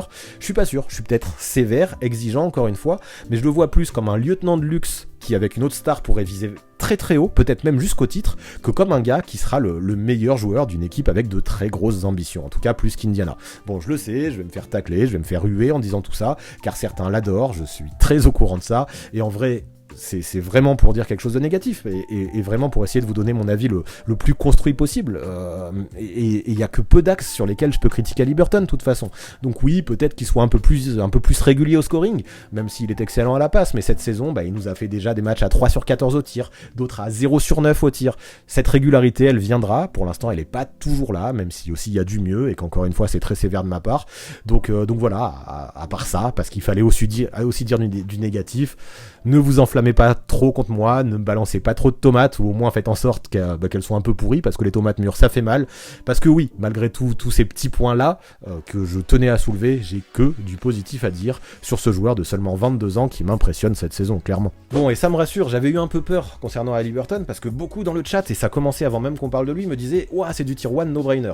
Et c'est pour ça que des fois je trouve qu'il y a un peu d'enflammade le concernant. Mais non, au final vous le mettez dans le tier 2 à 73%, donc vous êtes une grande majorité à le mettre au tier 2, et ça me va complètement. Le mettre au même niveau que un De'Aaron Fox, ça me va aussi. Les deux anciens coéquipiers, c'est des profils très différents. De'Aaron Fox est plus scoreur, Haliburton est beaucoup plus organisateur. Les deux sont dans des équipes qui vont jouer en playoff. Peut-être même que je préfère Tyrese Haliburton à De'Aaron Fox, si je suis complètement honnête. Mais pour moi, Haliburton, c'est plus du tier 2 qui est en dessous de Ja Morant et va être potentiellement en dessous des autres qu'on va donner. Il lui manque, comme je disais, peut-être cette régularité, un peu plus de constance au scoring. Mais sinon, il a énormément de choses. Juste, comme je disais, pour moi, si ça veut gagner le titre à Indiana, ou s'il veut gagner le titre, il aura peut-être besoin d'une superstar dont il sera le lieutenant. C'est pour ça que je le mets pas au tier 1. Peut-être qu'un jour ce sera lui cette superstar, mais aujourd'hui j'ai pas l'impression que ça le soit encore. Il a pas encore cette régularité, mais tout le reste c'est magnifique ce qu'on voit avec Haliburton, et un tier 2 c'est déjà énorme pour ce joueur si jeune, parce que je rappelle qu'il a 22 ans. Ça montre que pour la suite on a de quoi s'enthousiasmer fort le concernant. Maintenant, un joueur que je porte particulièrement dans mon cœur, Jrue Holiday. Je vais essayer de pas trop m'enflammer, parce que après que vous soyez enflammé pour Haliburton, moi je pourrais vraiment m'enflammer pour Jrue Holiday si j'écoutais mon cœur.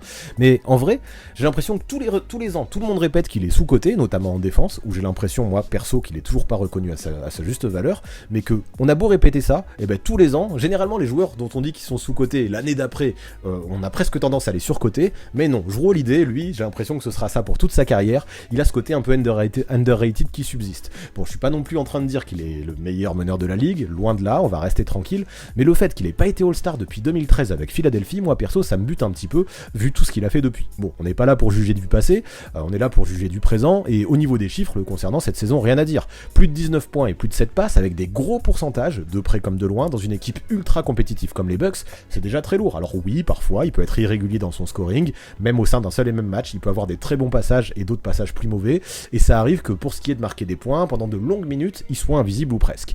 Mais moi, ce que je retiens surtout, c'est sa capacité à souvent faire la bonne action quand il faut, à se positionner bien où il faut, et apporter ce qu'il faut à cette équipe des Bucks, en apportant vraiment à Milwaukee exactement ce qui manque en fonction du scénario du match. Franchement, s'il y a besoin de scoring, il va y aller au charbon, il va plus être invisible. S'il y a besoin de playmaking, il va y aller. Et la défense, qu'il en ait besoin ou pas, il va l'apporter tout le temps. Donc ouais, ça lui est arrivé quelques fois de marquer moins de 15 points cette saison, et encore c'est assez rare, mais quand c'est arrivé, souvent les Bucks ont quand même gagné, donc parce qu'il a apporté dans d'autres secteurs. Franchement, que demande le peuple ? Et puis surtout, je crois que j'en ai même pas encore parlé, parce que je me lasserai jamais de parler de la défense de Jrue Holiday. Je pense qu'on se rend pas assez compte de à quel point il est capable d'éteindre un mec. Si les Bucks ont une si bonne défense depuis des années, c'est bien entendu parce que la raquette est super bien fermée avec Brook Lopez et Giannis Antetokounmpo, mais aussi largement parce qu'en premier rideau, on a un Holiday qui fait le taf, et pas qu'un peu. Je sais pas si vous en avez vu beaucoup, vous, des mecs capables de largement limiter Doncic en 1 contre 1, moi non, et pourtant Jrue face à lui, et notamment dans les moments importants, je l'ai trouvé excellentissime.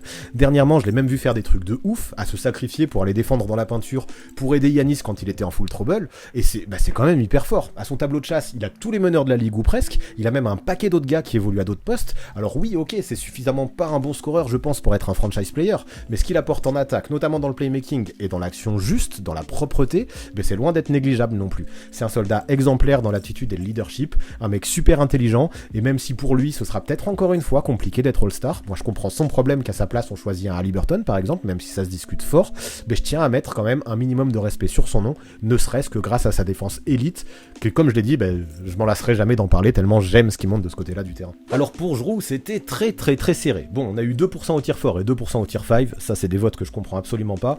On a eu 0% au tier 1, et tant mieux parce que c'est des votes que je n'aurais pas compris non plus. Maintenant j'arrive à comprendre tous les votes au tier 2 et au tier 3. Mais donc voilà, ça va se jouer au tier 2 à 5% près, 50% au tier 2, 45% au tier 3. Mais non, ok, Giroud l'idée a moins de potentiel que Tyrese Haliburton, ok, il a pas 22 ans, et je sais qu'on adore un mec comme Tyrese Haliburton parce qu'il est jeune et qu'il a énormément de potentiel, mais pour moi, au vu de ce qu'il monte sur le terrain aujourd'hui, au vu de son apport en défense, Giroud l'idée dans cette équipe qui gagne beaucoup plus que les Pacers et les Kings, dans cette équipe des Bucks, au vu de son rôle super important, et encore plus pendant l'absence de Chris Middleton, il mérite son tier 2. C'est dur de faire une hiérarchie, je trouve, dans ce tier 2. Peut-être que je mets Haliburton devant Holiday, mais ça se joue à pas grand-chose. Donc ouais, je vois, il y a eu 45% de Giroud Holiday au tier 3, mais moi, sur cette saison, sur son côté two-way player, je le mets largement peut-être pas, mais je le mets au-dessus de tous ces joueurs du tier 3, et bien plus dans le range du tier 2, comme 50% d'entre vous, donc on est encore d'accord, même si là, ça s'est battu, et il y a eu des hésitations. Désormais, on passe, je sais que dans le chat, vous êtes certains, c'est pareil, vous êtes certains à beaucoup l'aimer, et d'autres beaucoup moins. Et donc ouais, on passe à mon croqueur préféré, Kevin Porter Jr. Bon, j'avoue, croqueur, j'abuse directement à lui tirer dessus à balles réelles, dès le début de mon laïus, parce que ce stat de 19.5 rebonds et 6 passes, elles sont plutôt intéressantes, et ces pourcentages ont déjà été plus catastrophiques, même s'il n'y a rien d'excellent.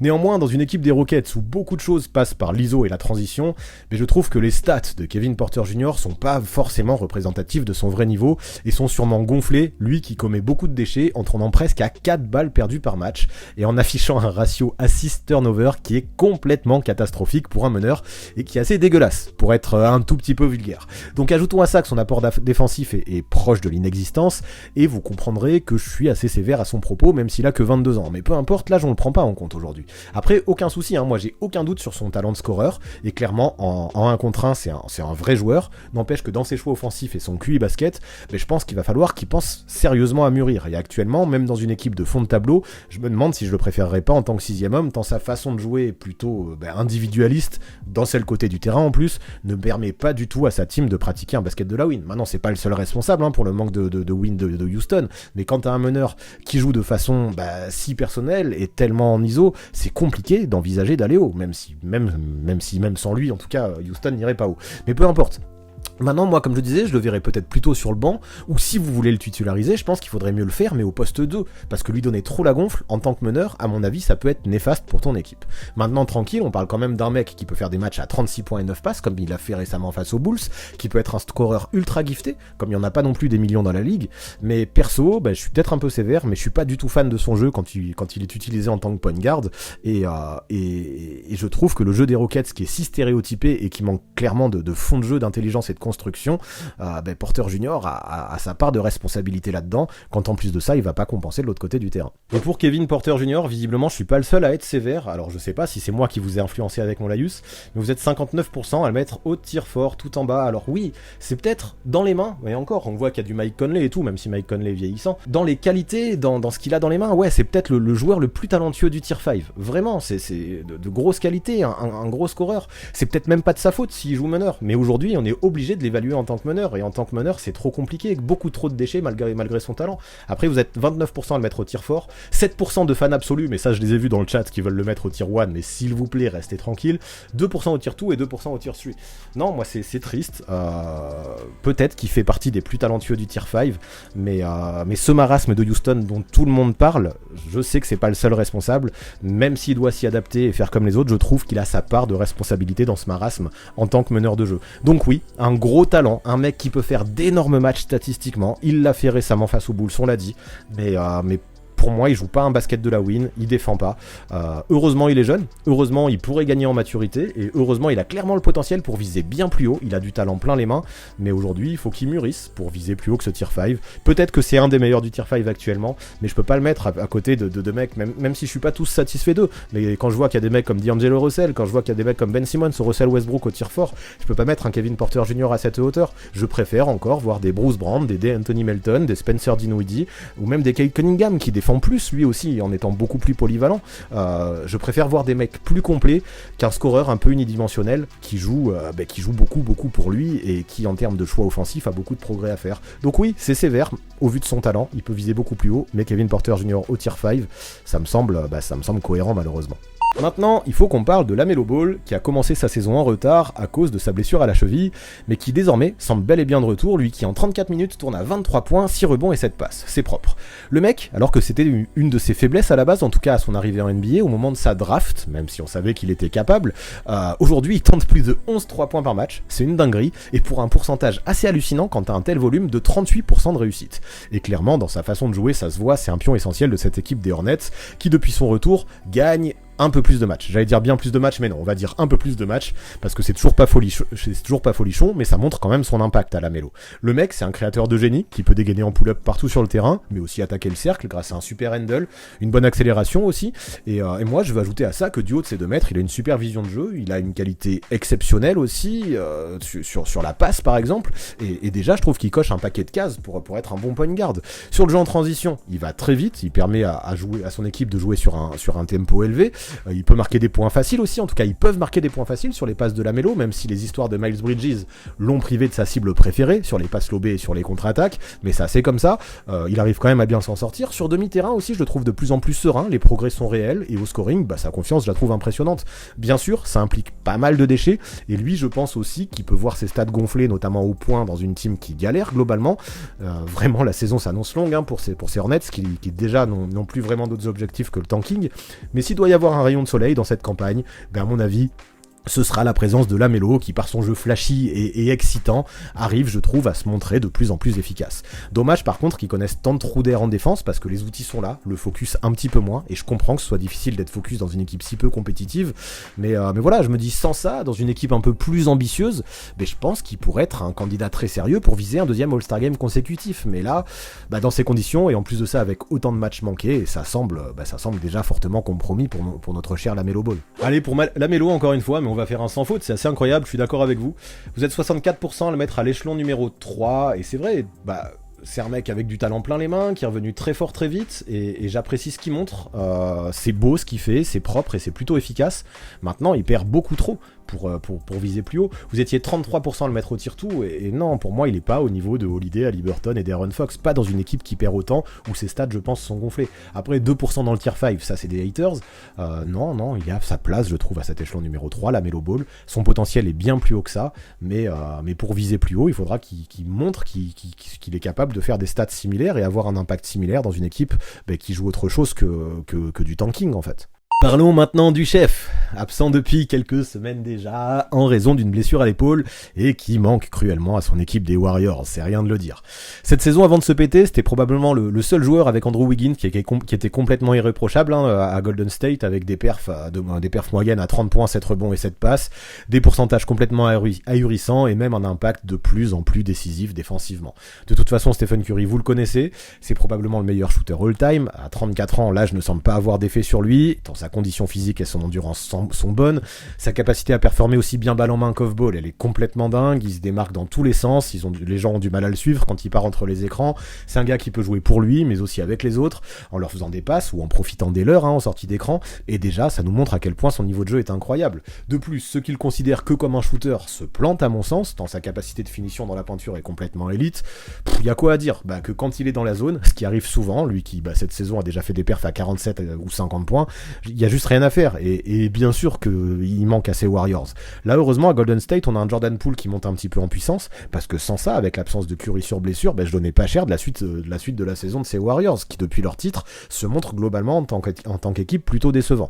Après voilà, je veux pas trop en faire non plus pour pas trop vous influencer, même si je vois que dans le chat vous avez une idée, mais évidemment, Stephen Curry, en étant indéfendable, et en étant devenu aussi un vrai two-way player, j'y tiens, il fait définitivement partie encore aujourd'hui des meilleurs joueurs de la ligue. Avec un meilleur bilan des Warriors et moins points de match manqués, il serait sans hésiter actuellement dans la course au MVP. Donc espérons juste qu'il revienne vite sur les terrains, parce que l'on soit fan de Golden State ou non, quand il est pas là, moi je trouve qu'il manque au basket le chef Curry. Allez, pour Curry, pas trop d'hésitation, même si certains, j'imagine, ont voulu troller, parce qu'on a 3% au tir 5, 3% au tir 2, ça c'est peut-être pas du troll, même si j'ai du mal à le comprendre, et 95% au tir 1 pour Stephen Curry. J'ai pas besoin d'en faire plus. Ouais, peut-être que celui qui l'a mis au tir 2 trouve qu'il a manqué trop de matchs pour être classé au tir 1, et encore, je vois pas d'autres arguments possibles. Non, c'est un tir 1 no-brainer, et peut-être même un tir 0,5, il n'y a pas la place, mais oui, je mets Curry au-dessus de Morant, et donc pas de souci. Curry c'est tir 1, et on n'en parle pas plus, c'est réglé.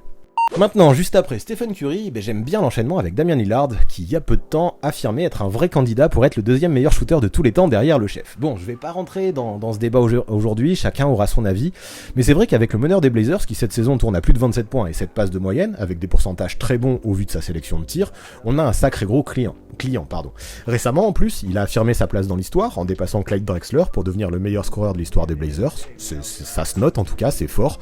Et ce qui est appréciable, c'est que non seulement il est fidèle à cette équipe, qui n'a toujours pas su trouver forcément les pièces idéales pour l'entourer, mais en plus, il leur permet de sauver les meubles, vu que Portland est carrément en course pour décrocher un ticket pour les playoffs.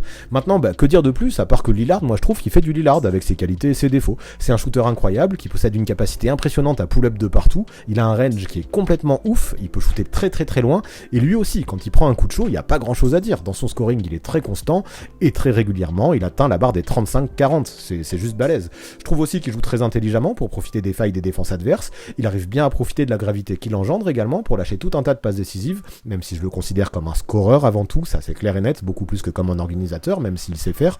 Et voilà, tout ça en fait déjà un paquet d'arguments pour le mettre haut dans le classement. Alors après, ok, ça l'a jamais été, ça l'est toujours pas. En défense, c'est pas le meilleur défenseur du monde. Mais avec ses qualités offensives et son rôle dans le leadership, on pourra lui pardonner aisément, parce que maintenant c'est lui le tonton, c'est lui le papa à Portland. Et finalement, moi ce que j'apprécie particulièrement avec Lillard, c'est que malgré un jeu hyper risqué, il produit que peu de déchets au shoot, même si sa moyenne de 3,5 balles perdues n'a jamais été aussi haute en carrière. Mais voilà, avec Damian Lillard, on a un scoreur de ouf, qui est très bien revenu, et ça fait plaisir, après toutes ses blessures et toutes ses absences, de revoir actuellement un Dame à ce niveau-là. Ok, pour Damian Lillard, en vrai, moi je suis content d'avoir votre avis. J'étais très hésitant entre le tier 1 et le tier 2. J'étais plutôt tendance tier 1, mais je me demandais si j'étais pas un peu trop positif et trop gentil avec lui. Mais en vrai, plus j'y réfléchis et moins j'ai de choses à lui reprocher. Les Blazers tournent globalement pas mal. Sa défense, je lui reproche, mais ça on le connaît et ça reste quand même un bon joueur. Et donc ouais, j'étais plutôt team tier 1, mais je me disais, est-ce que je suis pas trop gentil? Et finalement, vu que vous êtes 60% à le mettre dans le tier 1, ça montre que non. Finalement, on est assez d'accord le concernant. 34% dans le tier 2, ouais, ça aussi je peux l'entendre vu que j'hésitais. 6% dans le tier 3, ça je suis pas d'accord avec ça. Non, voilà, bien sûr qu'il y a de l'hétérogénéité dans ce tier 1. C'est un jeu très différent de celui de Ja Morant, mais Damian Lillard fait énormément de choses à Portland, et ce qu'il fait cette saison, comme je disais, c'est du Damian Lillard. Ça fait partie des meneurs de jeu NBA, donc tier 1. Peut-être que c'est le moins bon de ce tier 1, et encore ça se tape avec Morant, mais tier 1, je pense que c'est plus mérité que le tier 2 concernant Lillard. Quoi qu'il arrive, il score beaucoup plus que n'importe quel joueur du tier 2, et quoi qu'il arrive aussi, lui c'est clairement un franchise player, de façon vraiment claire, en tout cas, par rapport à tous ces autres joueurs du tier 2, donc Lillard en tier 1, ça me paraît bien finalement. Go maintenant Kyle Lowry, qui lui, c'est un tout autre genre d'animal que Lillard et Curry, dont on a parlé juste avant, avec ses 36 minutes de temps de jeu moyen et ses stats de 14 points, 5 rebonds et 6 passes. J'avoue, ça peut paraître un peu faible à ce moment-là de la vidéo, mais bon, on étudie les joueurs par temps de jeu, et Kyle Lowry joue beaucoup, et voilà, par rapport aux précédents joueurs qu'on vient d'évoquer, c'est vrai que ses stats sont un petit peu en dessous, et ses pourcentages de moyen de 41% global et 36% de loin, viennent pas trop l'aider, bien qu'aujourd'hui, et ça diminue forcément ses pourcentages, il tente la majorité de ses tirs derrière la ligne. Aujourd'hui, c'est clairement plus un All-Star évident comme il l'était, c'est même plus un All-Star du tout, comme il pouvait l'être il y a 5 ou 6 ans à Toronto quand il scorait 22 points par match. Mais quand même, à 36 ans, avec ses 16 années d'expérience dans la ligue, il en reste pas moins un joueur très utile dans une équipe comme le Heat, qui apprécie particulièrement les leaders, les guerriers et les joueurs qui s'arrachent en défense comme Lowry le fait. Donc oui, ok, lui aussi, vieilli, il a plus l'explosivité d'avant, c'est plus un joueur qui pull up à tout va ou qui peut constamment accélérer le jeu, et aujourd'hui, c'est plutôt peut-être un meneur patient, patient, qui lit le jeu, qui tentera d'en tirer un maximum de profit et qui essaiera de jouer avec ce qu'il a. Donc oui, tout ça, même si sa condition physique n'est plus au top et que son prime paraît loin, ça lui permet quand même de rester un joueur NBA solide. C'est un mec qui est régulier, qui communique, qui s'affiche en leader et qui, quand il est pas blessé et que son corps répond, peut toujours avoir un impact assez visible dans des matchs importants. C'est ce genre de mec qui n'hésitera jamais à sacrifier son corps pour provoquer des passages en force notamment, et même si souvent, et ça m'énerve, je le cache pas, mais c'est comme ça, si souvent il est à la limite du flop, il piège quand même les arbitres très régulièrement. Il est plus aussi élite dans le domaine que par le passé, peut-être parce que maintenant il est moins explosif aussi pour se placer, mais aussi peut-être parce qu'il est bien connu des refs pour son côté flopper, mais quand même, ça reste une de ses forces. Après oui, comme je disais, on a un joueur qui prend de l'âge, qui est moins impactant qu'avant, mais que ce soit par ses passes, ses petits gestes défensifs et sa filouterie, la plupart du temps, il arrivera à jouer un basket de la win, même si cette saison c'est assez compliqué jusque-là à Miami. Donc oui, ok, chez le 8, on aurait peut-être besoin d'un Lowry plus décisif, plus scoreur, plus tranchant, mais moi je pense qu'aujourd'hui, il faut se faire une raison, c'est plus ce genre de joueur. Par contre, si vous voulez un meneur qui est dur, qui est régulier, qui donnera tout ce qu'il a dans le réservoir, et qui plantera sa quinzaine de points, tout en apportant du playmaking, de l'expérience et de la défense, on a un Kyle Lowry qui pourra toujours être un candidat intéressant à mon avis. Et allez, Kyle Lowry... Encore une fois, on est d'accord, c'est du tir fort pour 65% d'entre vous. 27% le remis au tir 3, je trouve ça trop élevé pour ce qu'il apporte aujourd'hui. 8% au tir 5, je trouve ça trop sévère. Ça reste un bon vétéran qui a une vraie science du jeu et qui apporte plus, je trouve, qu'un vétéran comme Mike Conley par exemple, avec plus de certitude et beaucoup plus d'agressivité défensive. Tir fort, c'est sa place. Donc rien de plus à dire pour Kyle Lowry, let's go, ça me va. C'est l'heure maintenant de parler de Terry Rozier, qui depuis le retour de LaMelo Ball est plutôt utilisé en tant que poste 2, mais que Basketball Référence considère encore comme un meneur. Alors let's go, il fait partie de ce live. Lui c'est dommage, parce que la mauvaise situation des Hornets, ainsi que le fait qu'il joue dans l'ombre de LaMelo, font qu'on évoque rarement son nom. Pourtant, tourner à 20 points et plus de 5 passes, c'est quand même pas inintéressant. Mais ce qui est compliqué, moi je trouve, avec Rozier, c'est toujours la même chose. Et cette année, c'est encore plus flagrant. On le sait. En fait, c'est une erreur de trop le responsabiliser. C'est un joueur qui est agressif, qui est skillé, qui est combatif, moi j'ai aucun souci là-dessus, mais qui a des choix offensifs et une sélection de tirs qui pose souvent question. Lui qui shoot à 39% au global cette saison et 30% à 3 points, tout en perdant 2,6 ballons par rencontre, un record en carrière. Ça fait beaucoup de déchets. Après, il peut largement être tranchant, comme lorsqu'à Cheval sur novembre et décembre, il a enchaîné 9 matchs entre 20 et 30 points. C'est fort, mais si ça implique de prendre une trentaine de tirs comme ça lui est arrivé 2-3 fois, et que en plus de ça Charlotte perd, ça permet de remettre certaines choses en perspective. Maintenant, je veux pas non plus trop lui jeter la pierre, tant il fallait qu'à Charlotte, sans LaMelo, que quelqu'un prenne ses responsabilités et marque des points, mais peut-être qu'il faut s'en rendre compte. On lui a demandé d'enfiler un costume qui est trop grand pour lui, et comme je l'ai dit, si les défaites se sont enchaînées pendant son run au scoring, c'est probablement lié, quoi. Donc là, à 28 ans, on a un Scary Terry qui est dans son prime, mais je pense que pour tirer le maximum de ses qualités, il faudra mieux l'utiliser et que lui, de son côté, joue avec plus de constance. Des 2 sur 17 au tir, comme il l'a fait contre Portland la semaine dernière, perso, je trouve ça presque impardonnable, surtout si ça arrive souvent. Donc à lui de gérer maintenant entre l'agressivité qui lui est demandée et le full croquage. Donc arriver à être agressif sans croquer, c'est ce que doit arriver à faire Terry Rozier, et sans ça, je pense qu'il aura du mal à vraiment tirer son équipe vers le haut. Et pour Terry Rozier, c'est peut-être le seul petit désaccord de la soirée en tout cas. Pour moi c'était un tir 4,5 et de toute façon ça se voit, il a eu que des votes au tir 4 et au tir 5. Sauf qu'au tir fort, vous êtes 57% à l'avoir mis là, 43% au tir 5. Moi je le mets un peu en dessous, je le mets dans la catégorie des Reggie Jackson et des Kevin Porter Jr.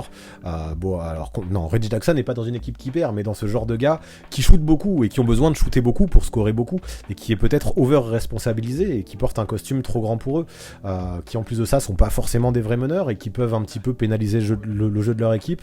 Je crois que je l'aurais mis au tir 5, Terry Rozier. Maintenant, le tir fort c'est pas non plus un scandale, je vous en veux pas trop, c'est pas non plus un énorme désaccord. Ouais, mais bon, il en fallait un dans la soirée, c'est peut-être Terry Rozier, et clairement, je vous l'accorde, un Terry Rozier au tir fort, ça me va quand même plutôt bien. Maintenant, un autre de mes chouchous, et je sais que vous l'aimez beaucoup vous aussi, Darius Garland. Et si on parle de l'impact de l'arrivée de Donovan Mitchell chez les Cavaliers, qui est grandement responsable de leur super début de saison à cette équipe de Cleveland, ce serait complètement injuste de pas évoquer Garland, son pote, sur le backcourt.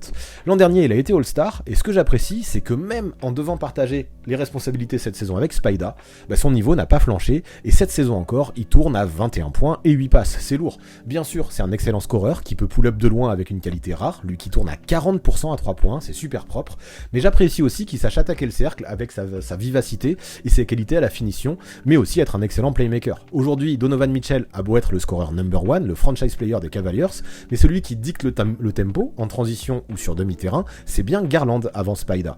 C'est un mec qui peut lâcher 10-12 caviar régulièrement, mais aussi prendre feu au scoring avec déjà 2 perfs à plus de 40 points, une à 46 et c'est celle à 46 à 14 sur 20 au tir. Et ça, c'était dans la défaite face à Brooklyn. Donc même si ça a perdu, c'est ultra propre. Perso, moi je pensais qu'il faudrait plus de temps au duo d'arrière de Cleveland pour trouver des automatismes, mais ce qu'on a vu, c'est l'intelligence de jeu de Darius Garland et sa capacité d'adaptation. Ça a amplement facilité les choses et ça, c'est plutôt kiffant. Voici encore un mec qui clairement sera dans la discussion pour les remplaçants du All-Star Game, je pense, même si rien n'est gagné encore. Et je rigolais pas tout à l'heure quand je disais que la concurrence serait forte dans la conférence Est. Bon, maintenant, son impact défensif est parfois décevant, je vais pas mentir à ce propos, mais lui aussi, je le pardonne, tant offensivement, il est beau à voir jouer, et tant d'autres mecs peuvent compenser chez les Cavaliers de ce côté-là du terrain. C'est peut-être le principal step-up qu'il a à faire, mais ce que je retiens, c'est que dans tous les autres domaines, il me satisfait amplement Darius Garland. Pour Darius Garland, pas du tout d'hésitation, et moi non plus j'aurais pas hésité, c'est tier 2 direct, le tier 2, 82% d'entre vous l'ont mis là, et pour moi elle est là, sa place, clairement. 9% le météo tier 1, ça me semble un peu trop juste pour être au tier 1 jusque là, même s'il a les capacités pour y arriver un jour. 9% au tier 3, ça je trouve ça beaucoup trop sévère, malgré son absence de défense qui est critiquable. Mais non, tout ce qu'il montre en attaque c'est beaucoup trop beau, et pour moi au tier 2 il est à sa place avec des mecs comme Haliburton, Holiday et De'Aaron Fox. Ça me va très bien pour Darius Garland, pas de souci avec ça. Voici maintenant Trae Young, encore un joueur que les haters adorent descendre, et cette saison, il se prive pas, tant à Atlanta, les choses se passent pas comme prévu. Après, le High Trae, on le connaît bien, on sait ce qu'il vaut, c'est un shooter incroyable, un playmaker de génie qui peut aussi bien organiser le jeu sur demi-terrain qu'en transition, et qui est capable de dinguerie au scoring. Tourner à 27 points et 10 passes, c'est pas donné à tout le monde, loin de là. Alors qu'est-ce qu'on peut lui reprocher particulièrement cette saison avec des stats pareils ? Est-ce qu'on pourrait dire sa défense inexistante ? Moi j'ai envie de dire non, parce que cette facette de son jeu, on la connaît, il a jamais été un expert dans le domaine. Est-ce qu'on pourrait dire son côté trash talker ? Pareil, il a toujours été comme ça, Trae Young, lui qui trouve sa force un petit peu dans le fait d'être détesté par les fans. Pour moi, ça fait un petit peu partie du profil du joueur, ça fait partie du personnage, et en fait, on s'y est habitué, et tout ça, c'est pas pire que les années d'avant. Donc qu'est-ce qu'on peut vraiment lui reprocher cette saison ? Moi, ce qui me dérange un petit peu, c'est que dans une équipe qui est censée être plus compétitive avec l'arrivée de Dejounte Murray, il a un leadership qui pose question. Cette année, malgré des stats qui sont toujours bien présentes, je le trouve pas forcément au diapason de l'équipe. Je vais pas revenir sur le drama qu'il y a eu avec Nate McMillan, j'avais déjà évoqué le sujet dans un Hot React, mais plutôt sur son côté un peu seul contre tous que je trouve multiplié x 1000 là, cette année. Cette saison, pour la première fois, jusque-là, je le sens pas dans le bon mood. Je le trouve un peu soliste, comme s'il avait du mal à déléguer aux autres, et comme s'il se mettait à forcer plus que de raison. Lui qui en carrière n'a jamais connu des pourcentages aussi bas qu'en ce début de saison, en étant à 41% au global et 32% de loin. C'est pas ouf pour un joueur comme Trae Young qui shoot, qui est censé être un spécialiste du shoot, en plus d'être un spécialiste du playmaking. Bon après... Bien sûr, là je suis très sévère, ça reste quand même un très bon joueur. Il y a des Hawks qui sont toujours en course pour les playoffs, mais qui ont quand même des difficultés qui sont notables parce qu'on les attendait bien plus haut avec un tel effectif. Donc pour ça, Trae a forcément une part de responsabilité, je pense, et son association avec Dejounte jusque-là, c'est pas une réussite. Donc ouais, j'aspirais qu'il apprenne à jouer davantage off-ball, c'est ce que j'avais expliqué dans une vidéo d'avant-saison. Aujourd'hui, il n'en est rien, il joue pas off-ball justement. Quand Dejounte Murray à la balle, lui, il a tendance à attendre que ce soit son tour plutôt que de proposer des solutions. Comme quoi, c'est pas donné à tout le monde de pratiquer ce jeu-là. Et malheureusement, avec ça, et encore plus quand les deux arrières sont associés sur le terrain, on voit une attaque des Hawks qui galère. Donc oui, ça reste un joueur qui est bourré de qualité, au shoot, à la création, notamment sur pick and roll, mais maintenant, à 24 ans, j'attends davantage de leadership de sa part, une meilleure capacité d'adaptation aussi, ce sera important, s'ils veulent que les Hawks aillent plus loin. J'aimerais qu'il montre plus l'exemple, qu'il puisse tirer aussi des conclusions de ce début de saison rapidement, où collectivement ça marche moyennement, pour se remettre au moins un minimum en question sur sa façon de jouer avec Murray. Donc à lui désormais de prendre en compte, je crois, davantage le flow du jeu, pour voir son adresse revenir et proposer des choses quand Murray à la balle. Sans ça, ce sera dur pour les Hawks d'avoir de réelles ambitions.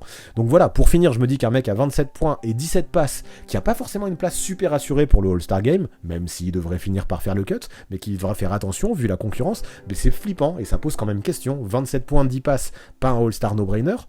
Ouais, il y a des questions qui se posent, et ça soulève bien qu'il y a au moins un léger souci autour de Trae Young cette saison. Alors pour Trae Young, encore une fois on est d'accord, en tout cas avec 69% du chat, ça va en tier 2 pour Trae Young. Tier 2 pour Trae Young, vous étiez 21% à le mettre au Tier 3, là je trouve ça quand même sévère vu les stats qu'ils pondent dans une équipe qui clairement est encore en course pour les playoffs.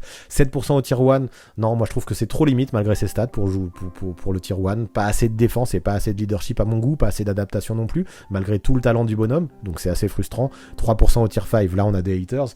Non je crois qu'il est à sa place en Tier 2, donc comme je le disais, oui je pense qu'il y sera au All-Star Game, il sera pas titulaire, il aura une place en tant que remplaçant, mais il va falloir faire des choix. Quand on regardez rien que chez les meneurs, on parle même pas des postes 2, mais rien que chez les meneurs, il va y avoir du Haliburton, du Jrue Holiday, du Darius Garland et du Trae Young, il va y avoir tout un paquet de postes 2 dont on parlera aussi dans 2 semaines, et ça va être dur de faire le cut. Je pense que Trae Young le fera, mais c'est fou, encore une fois c'est fou de se dire 27 points et 10 passes, et t'es pas un no-brainer, même si tu devrais finir par y être. On approche maintenant de la fin, on est dans les 3 derniers, ça y est, et là on parle de Fred VanVleet, un autre All-Star la saison dernière qui pour moi, avec ses 18 points et ses 6 passes de moyenne cette saison, aura probablement du mal à choper une 2e étoile cette année. Là clairement à Toronto ça va pas bien, et bien sûr y a des blessures qui lâchent pas l'effectif et ça fait du mal, ça explique des choses. Je pense aussi que le niveau de VanVleet peut aussi apporter des réponses sur le mauvais début de saison de Toronto. Aujourd'hui, même si enfin, tu vois, c'est même pas déconnant de dire que le vrai lieutenant de Siakam, c'est presque plus Anunoby que VanVleet, et ça me fait bizarre de dire ça, mais quand on regarde un peu Toronto jouer, c'est l'impression que ça donne. En fait, j'ai l'impression que depuis sa blessure de l'an dernier, on a un VanVleet qui peine à retrouver le rythme, et même si dernièrement il nous a fait kiffer, avec 2 perfs de suite à 39 points, ces 2 matchs, ça s'est conclu par des défaites, et surtout, il suffisait absolument pas, je trouve, pour faire oublier l'irrégularité dont le meneur fait preuve depuis le début de la saison. Il est à 38% au global, c'est catastrophique, 32% à 3 points, c'est bien trop faible pour un gars qui prend 15 tirs par match et qui malgré ses 6 caviars de moyenne n'est pas non plus un spécialiste de l'organisation. VanVleet on le sait, c'est le genre de joueur qui fonctionne à la confiance, et là dernièrement cette confiance elle semble plutôt absente, avec une sélection de shoot qui est compliquée, des défenses qui l'attendent beaucoup plus, et un certain doute qui peut se lire sur son visage. Il attaque de moins en moins le cercle, il provoque de moins en moins de fautes, et rien que ça, non seulement c'est parlant, mais en plus je pense que c'est inquiétant. Après, il a au moins le mérite de se battre des 2 côtés du terrain, de pas se décourager, mais la façon dont il peut être transparent certains soirs et ne pas suffisamment être impactant pour tirer sa team vers le haut, ça m'inquiète un peu. Donc à lui de retrouver son mojo au plus vite pour aider sa team de Toronto à sortir la tête de l'eau. Si déjà les blessures voulaient bien le laisser définitivement tranquille, lui, histoire qu'il retrouve le bon tempo, ce serait déjà un bon pas en avant, parce que ouais, il a du mal à enchaîner les bonnes séries de matchs, et quand enfin tu le sens dans le bon mood, justement il va redescendre, il va rater un match, il va se reblesser, et ça, j'ai pas l'impression qu'il soit à 100%. Et ouais, je disais, quand le physique répond pas présent à 100%, tu peux vite connaître des difficultés mentales et tomber dans un cercle vicieux. Et malheureusement, ce cercle vicieux, j'ai l'impression que c'est un peu ce qu'est en train de connaître VanVleet en ce moment. Alors pour Fred VanVleet, 50% d'entre vous le mettez au tier 3, 46% au tier 4 et 4% au tier 5. Pour moi, ça se joue clairement entre le tier 3 et le tier 4. Et là, encore une fois, on a un petit désaccord. Moi, je l'aurais mis au tier 4. Je l'aurais baissé d'un cran. Autant j'aurais baissé Terry Rozier d'un cran, mais Fred VanVleet aussi. Franchement, son début de saison, je le vois pas beaucoup meilleur qu'un D'Angelo Russell, qu'un Cade Cunningham, qu'un Spencer Dinwiddie, qu'un Russell Westbrook, qu'un Ben Simmons. Non, là, ouais, je pense que c'est le plus gros désaccord. Autant Rozier tier 4, je peux valider. VanVleet, pourtant je l'aime bien, malgré tout le bien que je pense de lui, sur cette saison, pour moi, c'est plutôt un tier 4 qu'un tier 3. Donc ouais, petit désaccord ici. Allez, maintenant je suis content de parler de Kyrie Irving, parce qu'on va en parler pour autre chose que des polémiques, et ça fait du bien. Parce que oui, en début de saison, entre ses déclarations et ses agissements, on avait un meneur de jeu qui faisait couler énormément d'encre. Et le truc, en plus de ça, ce que j'ai pas aimé, c'est que ça semblait parasiter son basket, comme s'il avait plus la tête aux causes qu'il voulait défendre et qui lui appartiennent, qu'au basket lui-même. Moi ici, je veux pas juger de tout ça, chacun aura son avis, même si j'ai le mien, et je préfère carrément me concentrer sur ce qu'il fait sur un terrain. Et là, force est de constater que depuis son retour de suspension et les excuses qu'il a présentées, on retrouve la magnificence que l'on aime tant chez lui, chez ce joueur qui est si beau à voir quand il se concentre à 100% sur son métier. Depuis le début de la saison, il tourne à 26 points et 5 passes par match, et ses chiffres ne font qu'augmenter, même si lui, là, il est de plus en plus décalé au poste 2 pour laisser mener Ben Simmons, ça reste quand même un meneur de métier, et il reste quand même très utilisé en tant que meneur, un meneur scoreur, mais un meneur. Ses pourcentages, c'est 49% au global et 38% à 3 points, c'est hyper propre, son jeu est juste, son handle est toujours aussi affûté, il perd que peu de ballons, il prend ses 5 rebonds, il fait ses 5 passes, et voilà, je parle que de stats là quasiment, mais en vrai, regardez-le, et c'est juste super beau, un Kyrie Irving qui se focus sur la balle orange. Et à mon sens, on en parle trop peu, son regain d'agressivité et de passion pour le basket là, je trouve que c'est largement responsable du super run que les Nets connaissent en ce moment. Là actuellement, on a un Kyrie qui monte sacrément en pression, avec de plus en plus de perfs au-dessus des 30 points, un basket vraiment super juste. Depuis le départ de Steve Nash et les déboires qu'il a connus, ça se sent, avec Jacques Vaughan maintenant, il veut prouver des choses, et il y arrive divinement bien. Enfin, avec lui, on a une attaque des Nets qui est huilée, alors que ça jouait n'importe comment en début de saison, où limite il refusait de faire les systèmes de Nash, et pour ça, même si KD et d'autres ont une énorme part de responsabilité, merci aussi à Kyrie Irving, ce serait dommage, juste parce que certains le haïssent, et je le sais, de ne pas reconnaître le talent du bonhomme à sa juste valeur. Aujourd'hui, il est enfin redevenu agressif, ses skills balle en main, elles crèvent l'écran, je trouve. C'est aussi un joueur super clutch, qui rien qu'avec son talent peut faire gagner des matchs, et avec tout ça, vous vous rendez compte des nombreuses raisons d'être positif le concernant. Donc ok, il reste toujours l'un des joueurs les plus imprévisibles de la ligue, en raison de son attitude hors des parquets, qui impacte parfois son jeu, mais s'il reste à son niveau actuel, attendez-vous à entendre parler des Nets quand les playoffs vont arriver. Allez, Kyrie Irving, c'est assez clair pour vous. 71%, vous le mettez au tier 1, 29% au tier 2, et je suis d'accord avec ça, même si on a un tier 1 hétérogène, comme je le disais déjà, si on a un Damian Lillard au tier 1, je pense que c'est légitime de mettre Kyrie Irving au tier 1, autant dans l'impact que dans le bilan de l'équipe, et que dans les statistiques, donc ouais, je comprends ceux qui veulent le mettre au tier 2, parce que son début de saison a été compliqué, parce qu'il a été suspendu, et son attitude hors terrain a impacté son basket, mais vraiment ça, moi j'ai envie de le mettre entre parenthèses, et je le répète, ce qui montre depuis l'arrivée de Jack Vaughan, c'est clairement à la hauteur d'un tier 1 dans une équipe qui gagne. Donc pour moi aussi, ouais, c'est tier 1 Kyrie Irving et on est d'accord sur son classement.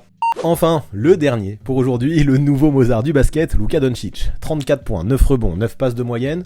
Dans une équipe qui enfin semble commencer à trouver son rythme et à mieux tourner, est-ce qu'il y a besoin d'en dire plus ? Eh ben ouais, je vais en dire plus évidemment, tant ce que montre Luka est exceptionnel. Bien sûr, on peut parler de son énorme triple-double à 60 points et 21 rebonds. Bien sûr, on peut parler de son côté clutch, de ses qualités indéfendables. Tout ça offensivement, c'est devenu une évidence et c'est fou, même si ce qui montre d'un point de vue statistique est légendaire, on s'y habituerait presque. Par contre, moi à tout ça, je veux ajouter d'autres choses, comme les progrès qu'il a fait en défense. Le mec, en plus d'être excellent dans le jeu offensif déjà, en plus d'être l'un des attaquants les plus giftés all-time, à seulement 23 ans malgré son manque de qualité athlétique en plus, mais il continue à bosser, il est conscient de ses failles et il fera tout pour les compenser afin de gagner. Et là, ça devient juste de la grosse zinzinerie. 6 fois déjà cette saison, il a dépassé la barre des 40 points, 2 fois il a atteint ou dépassé les 50, et dernièrement en plus, ça il l'a fait, ça montre qu'il montre en puissance, plus la saison avance et plus il se donne pour porter les siens vers le succès, malgré le fait qu'il n'ait pas le supporting cast le plus adapté, et malgré le fait que Dallas ait connu des débuts compliqués. Ça, moi je trouve c'est complètement fou. Et quand Luka est à ce niveau, ça se voit, les Mavericks deviennent quasiment impossibles à battre. Il veut trop la win pour ça, il donnera tout pour l'obtenir, et tout ça, c'est juste génial. Néanmoins, si je cherche la petite bête, parce que pour tout le monde j'ai trouvé une petite bête, donc pour lui aussi, je trouve que malgré son excellente vision de jeu, malgré ses qualités épiques, je pense qu'il devra, comme j'en parlais récemment dans une vidéo Coast to Coast, apprendre à impliquer plus les autres à la création et à jouer davantage off-ball. Bien sûr, quand il plante 50 points ou quand il fait d'énormes triple-doubles, ces Mavericks sont super compliqués à battre. Mais pour moi, une équipe qui s'appuie autant sur un seul joueur, elle peut pas aller loin. Et puis il va pas marquer non plus 50 pions tous les soirs. Donc maintenant c'est compliqué, vu les gars qui l'entourent et vu la maladresse de certains shooters. Donc oui, Doncic est obligé de tout faire, il a pas vraiment le choix. Et quand je dis qu'il implique pas les autres, c'est pas tout à fait vrai. Moi je trouve que c'est tout à son honneur, il hésitera pas à déléguer en fin de match quand il évaluera que ses potes sont peut-être mieux placés, en meilleure position que lui pour scorer le panier de la victoire. Tout ça, faut le noter. Moi je dis, il doit plus les impliquer à la création, leur donner des solutions quand ils ont la balle en main. Parce que oui, déjà, il donne la balle au shooter, il tournerait pas à 9 passes décisives si c'était pas le cas. Donc voilà, il fait peut-être un peu trop tout seul, et ça, moi, j'ai juste un peu peur que ça corresponde pas à un basket de la gagne. Mais maintenant, est-ce qu'il a le choix ? Non, je crois pas. En ce moment, si Dallas veut gagner, ils ont besoin d'un Luka Doncic stratosphérique. Il est stratosphérique ces derniers temps, et les Mavericks gagnent, c'est pas un hasard. Et puis, c'est pas que de sa faute, parce que jouer comme ça, que tout passe par lui, c'est aussi ce que Jason Kidd lui demande de faire. Le mec, dans ce rôle, il brille, alors pourquoi se remettre en question ? La question, elle est réelle, là encore. Enlevez-le de l'équipe de Dallas, et les Mavericks, ils plongent dans les bas-fonds de la ligue, c'est évident. Néanmoins, je me dis qu'un mec aussi fort et talentueux que lui, on a envie que ça aille au titre. Donc on a envie d'être exigeant et que ça se passe. Pour ça, je pense qu'il aura besoin d'être mieux entouré, qu'il apprenne à proposer enfin quelques solutions off-ball afin de faciliter le travail de ses potes à la création, comme je disais, même si là je deviens exigeant. Ce sera une équation difficile à résoudre pour Dallas, c'est certain, mais quoi qu'on en pense, ça empêche pas le Slovène d'être un génie absolu du basket, et ça devient de plus en plus impossible de lui reprocher quoi que ce soit, même si je sais que son attitude de râleur déplaît à certains haters, mais que ça déplaise ou pas, Luka Doncic, c'est juste un génie, et il nous le montre tous les soirs en ce moment en NBA. Allez, pour Luka, si on enlève les trolls, notamment les 3% qui l'ont mis au tier 5, c'est 94% de tier 1, et bien évidemment pour Luka Doncic, il n'y a pas de doute, qu'on l'aime ou qu'on l'aime pas, quelle que soit la façon dont il est entouré, qu'il soit trop ball dominant ou pas, il n'y a pas de doute, c'est clairement un tier 1, et Luka Doncic est à sa place, on est bien sûr d'accord pour Luka Doncic. Épilogue. Du coup, si on fait le bilan, eh bien on a 5 joueurs au tier 1. Ja Morant, Stephen Curry, Damian Lillard, Kyrie Irving et Luka Doncic. Bien sûr, il y a des disparités. Et moi, j'aurais tendance, clairement, à mettre ces deux-là au-dessus. Et oui, alors il aurait fallu peut-être un tier 0 pour les super gods au-dessus de ces deux-là, mais moi je les mettrais là. Même si Curry, le fait qu'il ait manqué un peu trop de matchs cette saison peut potentiellement le sortir de la course au MVP. Morant aussi pourrait potentiellement discuter, mais bon, à ce tier 1, c'est normal, il y a des disparités, et on a mis ces 5-là, et je suis d'accord avec vous, tout cela mérite le tier le plus élevé quand on voit ce qui a été fait ailleurs.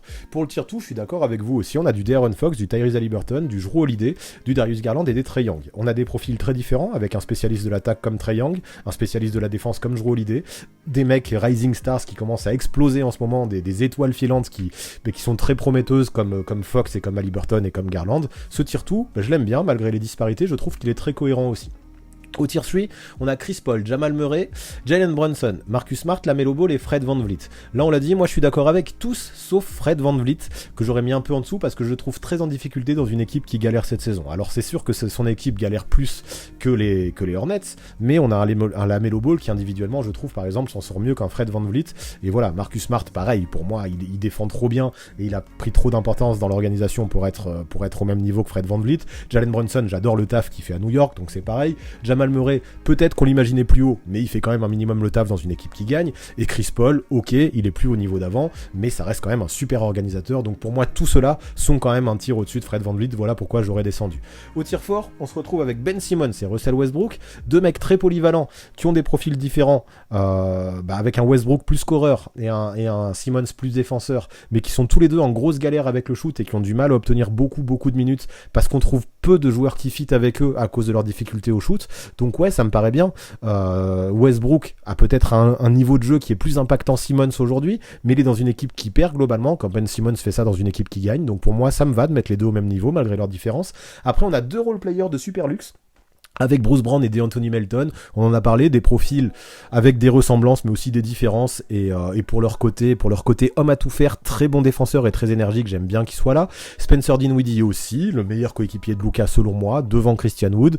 Kate Cunningham qui fait des stats mais qui est dans une équipe qui perd. D'Angelo Russell qui est décevant mais que je trouve mieux en place que la saison passée. Kyle Lowry qui vieillit mais qui reste quand même un bon organisateur. Moi, mon seul petit désaccord là cette fois-ci, parce que j'aurais hésité, c'est que j'aurais sûrement descendu Terry Rozier au tir inférieur parce que c'est beaucoup de croquage, même si c'est ce qu'on lui a demandé de faire, mais malheureusement ça n'a pas marché dans une équipe de toute fin de tableau. Donc oui, j'aurais baissé un peu Terry Rozier, c'est notre deuxième désaccord et le seul.